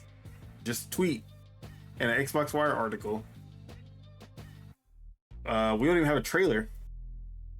Just a few screenshots, and bam. Why? What is with Xbox and these just weird decisions for when they announce or release games? I don't understand what their plan is here. Because this is obviously like, if they would have just showed this at the June showcase, be like, Gears of War Reloaded, show a trailer and everything, like, oh shit, there's Gears of War Reloaded. Like, what did they gain? What did they gain from? Is what I don't understand. I can think of one thing or one reason, but I want to hear from you first. Why are they doing these random ass drops of announcements for obviously big games, or just shadow dropping big games in periods of time that we really don't need more games? I think it's to build anticipation for the next releases, right? Or maybe a showcase. Maybe. but we know when the showcase is. We already got the announcement of the showcase. This should have been at the showcase, not a random tweet. This is Gears of War. Yeah. When Nintendo just throws out a random tweet announcing Paper Mario, that's Paper Mario. It's like, it is kind of Mario, but it's also just like, it's Paper Mario. You know, it's not this is like big three Xbox OG franchises, of course, not like Activision, Bethesda subsidiaries. So the one thing, now this is my one thing that kind of makes it make sense to me. They wanted to get the frustration with it being on PlayStation out of the way. Got it. They wanted to be like, hey, here's Gears of War Reloaded. It's happening. It's gonna be on Xbox Series, PC, and PlayStation 5.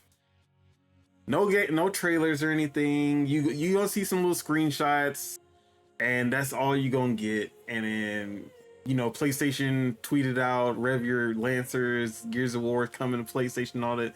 And, you know, everybody gets all their tweets out in advance. Everyone gets their hate out. Everyone puts out their podcasts, and they talking shit, or they happy that it's coming to PlayStation, and all of that happens. And like, okay, now when we show the trailer in the June showcase, which is literally a week from this announcement, like 35 days from the announcement, 34 days, it's like, oh yeah, I kind of forgot about the Gears of War Reloaded, but yeah, man, this looks sick.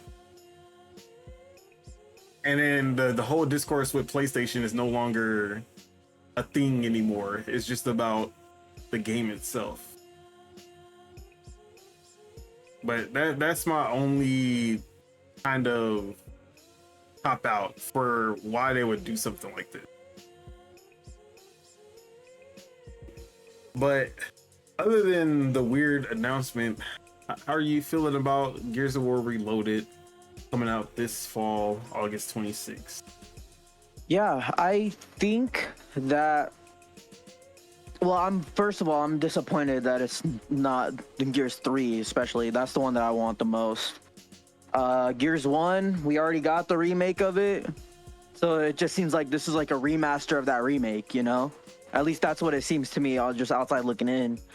So I'm not super excited for it.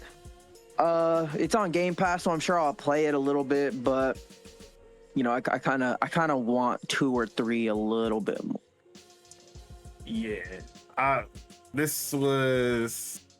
it was exciting, but then it was disappointing at the same time. Once I realized, like, bro, we already got Gears of War 1. Why is this not a collection with all 3? And 2, why would you start with Gears of War 1 again? I guess it's the first one, but at the same time, 2 and 3 are not on PC at all. 1 is already on PC, 4, 5 are on PC. 2 and 3 need this way more. So that's where I'm at. I'm like, I'm gonna play it for sure when it comes out, because I've been waiting for the collection to come out so that me and my girl can play through it. But now I'm like, bro, I mean, I'm gonna play it, but at the same time, I need 2 and 3 ASAP.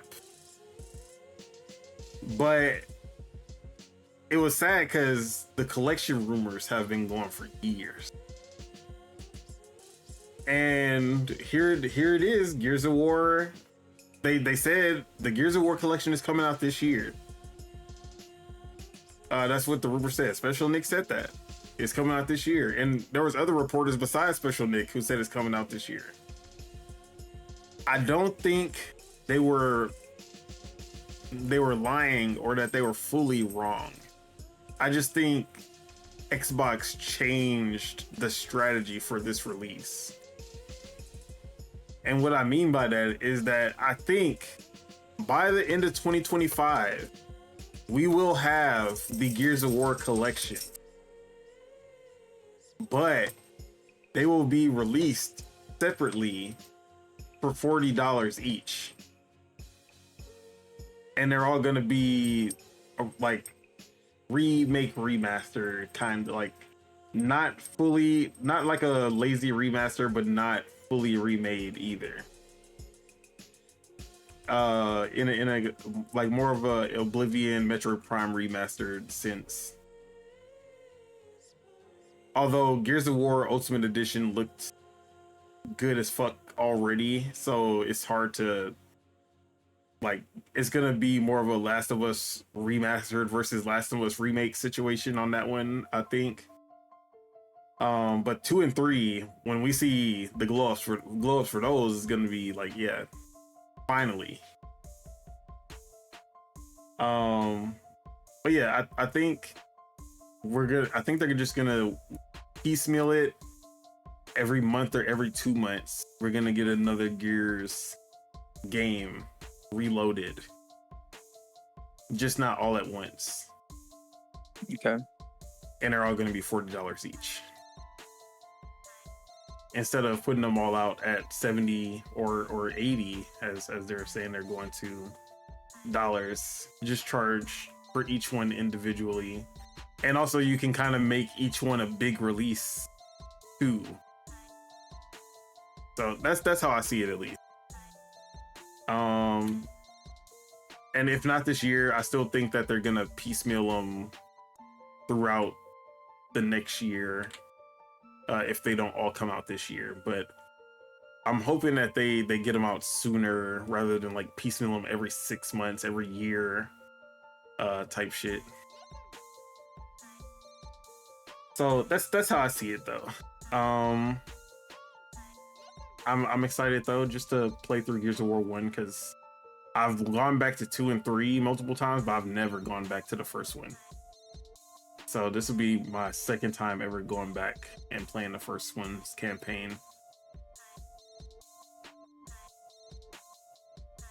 But yeah, you're not gonna pop in for a little bit day one, or?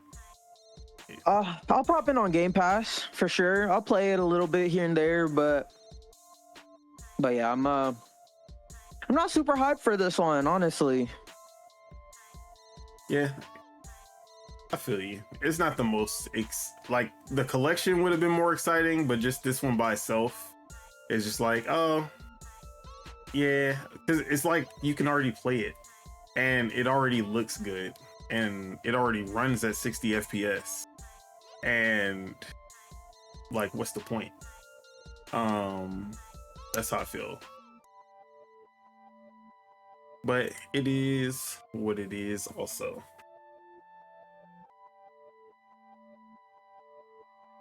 So Halo, we got Oblivion Remastered from Bethesda. We got Gears of War. You think we're gonna get that Halo remake by the end of the year? By the end of this year, or nah, I don't think so.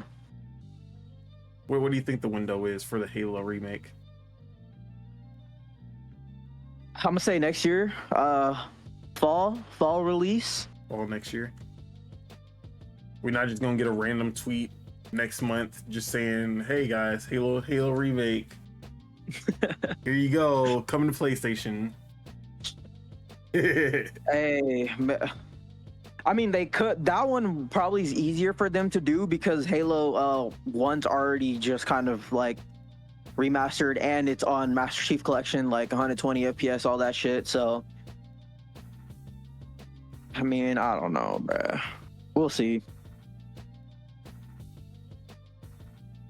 But yeah, either way, I'm just happy that Gears is actually getting a lot of love recently, from this and E-Day, and that classic Gears of War feel is back versus the direction they're going in Gears 5. Although I still do want them to finish that story, but I'm happy that they're kind of going all in with Gears and making it feel like a big franchise again. Because ever since the 360, Gears didn't really feel like big anymore, you know? But ever since that Gears E-Day announcement, I feel like that shit like brought back that feel that everyone had when Gears of War 1 was first announced. So yeah, I think Gears is back. And now that's hitting PlayStation, a new player base, I think it's definitely gonna be a big franchise again. And then we're gonna see articles. I can't wait for this. You already know. We're gonna see articles like 84% of PlayStation or Gears of War Reloaded sold 84% to PlayStation players versus Xbox. PlayStation players are buying Gears of War more than Xbox player. Like, bro, shut the hell up. But yeah, this they're about to drag that one. I already know. So yeah, any final words, Gears of War, before we wrap up the show? Yeah, they ripped off the Band-Aid. They don't care anymore, but it's filling their pockets, so that's all they care about. So, but it is what it is. And with that, that is it. That is all we have for you guys today. Thank you all for tuning in and all the people leaving comments in the chat. We do appreciate your support. Make sure you guys hit that like because we love you guys and it helps us grow this channel. If you're not subscribed, you enjoyed the show, make sure you guys hit that subscribe button so you can stay updated for when Dual-Wield goes live again, or premieres, because we don't go live, but you know what I mean. Subegos. Another good one. Another great one. Appreciate you for pulling up. Where can we find you? What you got going on? Yeah, so I completely fell off on streaming, but I'm gonna get to it someday, hopefully soon. I've just been hella busy. I've been actually really busy working on my coverage at Lognet. So like I've been saying, you know, when I add something to the plate, something has to get subtracted off of the plate. So I've been trying to be more consistent with working out. I've been trying to be more consistent with putting out content on Lognet, and yeah, the streaming kind of fell off a little bit. So it's all just a balance. But twitch.tv/Subegos. That's where I stream. If I could figure out how to like dual stream or whatever, I would like to do like both Twitch and YouTube, but I gotta figure that out some other time. But yeah, so twitch.tv/Subegos. Oh yeah, I'll just say Atrium. That's all you need to look into. Oh, Atrium, is that what it's called? Yeah. Okay. What it's called? I think so. That's what I was using when I was doing Twitter multi-stream. Got it. I think it's Atrium. Atrium multi-stream. Yeah. Gotcha. Okay, yeah, I'm gonna definitely look into this for sure. But yeah, Twitter.com/Subegos, YouTube.com/Subegos, TikTok Avatar Subeg, Instagram @Subeg Dollywall, Twitter @Subeg Dollywall. If y'all find me in the streets, then don't be afraid to say hi. But yeah, that's where I'm at. I ain't no doubt. As for myself, Don Otaku. You can find me on Twitter @PastaFeet, F3ET. You can find me on twitch.tv/DonSolo, SOLOW. And of course, you can find me right here on YouTube @Don Otaku. Where not only are we doing the Dual-Wield Gaming Podcast every Thursday, Project Entitled Gaming Podcast, working title, every Saturday live. Gets hectic. Had some beef on the show, but you know, it's all love by the end of it. But yeah, it is actually, what was I about to say? This week still gonna be on RuneScape. Probably gonna have my article out for the impressions by Monday, if not this weekend. And then who knows what else? I have another article that should be coming out tomorrow, but I'm always writing articles for LogNet, so check that out. I usually try to get one out every day, if not every day, every other day. So other than that though, that's really it for me. Go listen to Donda 2. Don't listen to that. Nah, it's all right. already like played the shit out of it when it leaked, so Yeah. now it's like I already know all these songs. It's all right though. It's, let me see, where would I rank Donda 2? It's definitely towards the bottom. It's not like Vultures was way better. And even though I didn't like Vultures 2 at first, it kind of grew on me. I think that one is still better overall. But I think Donda 2 might be bottom 1, bottom 2. Honestly, in terms of Kanye albums. Okay. So yeah. But it's still like a solid 7 in like comparison. It's all right. So yeah. But that Pablo, that should go hard, bro. But yeah. This next verse though? No, I'm just kidding. But yeah, that's all I gotta say. Any final words for the people before we get out of here? For the peeps, I don't know if you've seen this, but there's like a whole breakdown of the Switch 2 SoC. You seen? Oh no, I haven't. Yeah, I posted it in the newsfeed in LogNet, so look at it. I'm gonna definitely check it out. Yeah, he actually goes through because this guy Geeker One, he got his hands on a he got his hands on a whole ass motherboard for the Switch 2. I was about to say, he got the one that's been out in the wild that got leaked out. Yeah, apparently.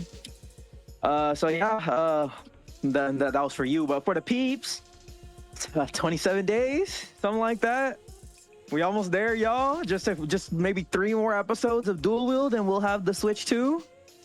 Something like that. Oh, it's exciting, man. Shit, new Nintendo, man. But yeah, y'all hit the gym. Keep drinking your water, shit like that. Yes, sir. And with that, let's go ahead and get out of here. Peace out, everybody. Enjoy your weekend, your week, month, year, life, all that. Bye-bye. Have a beautiful time. Peace.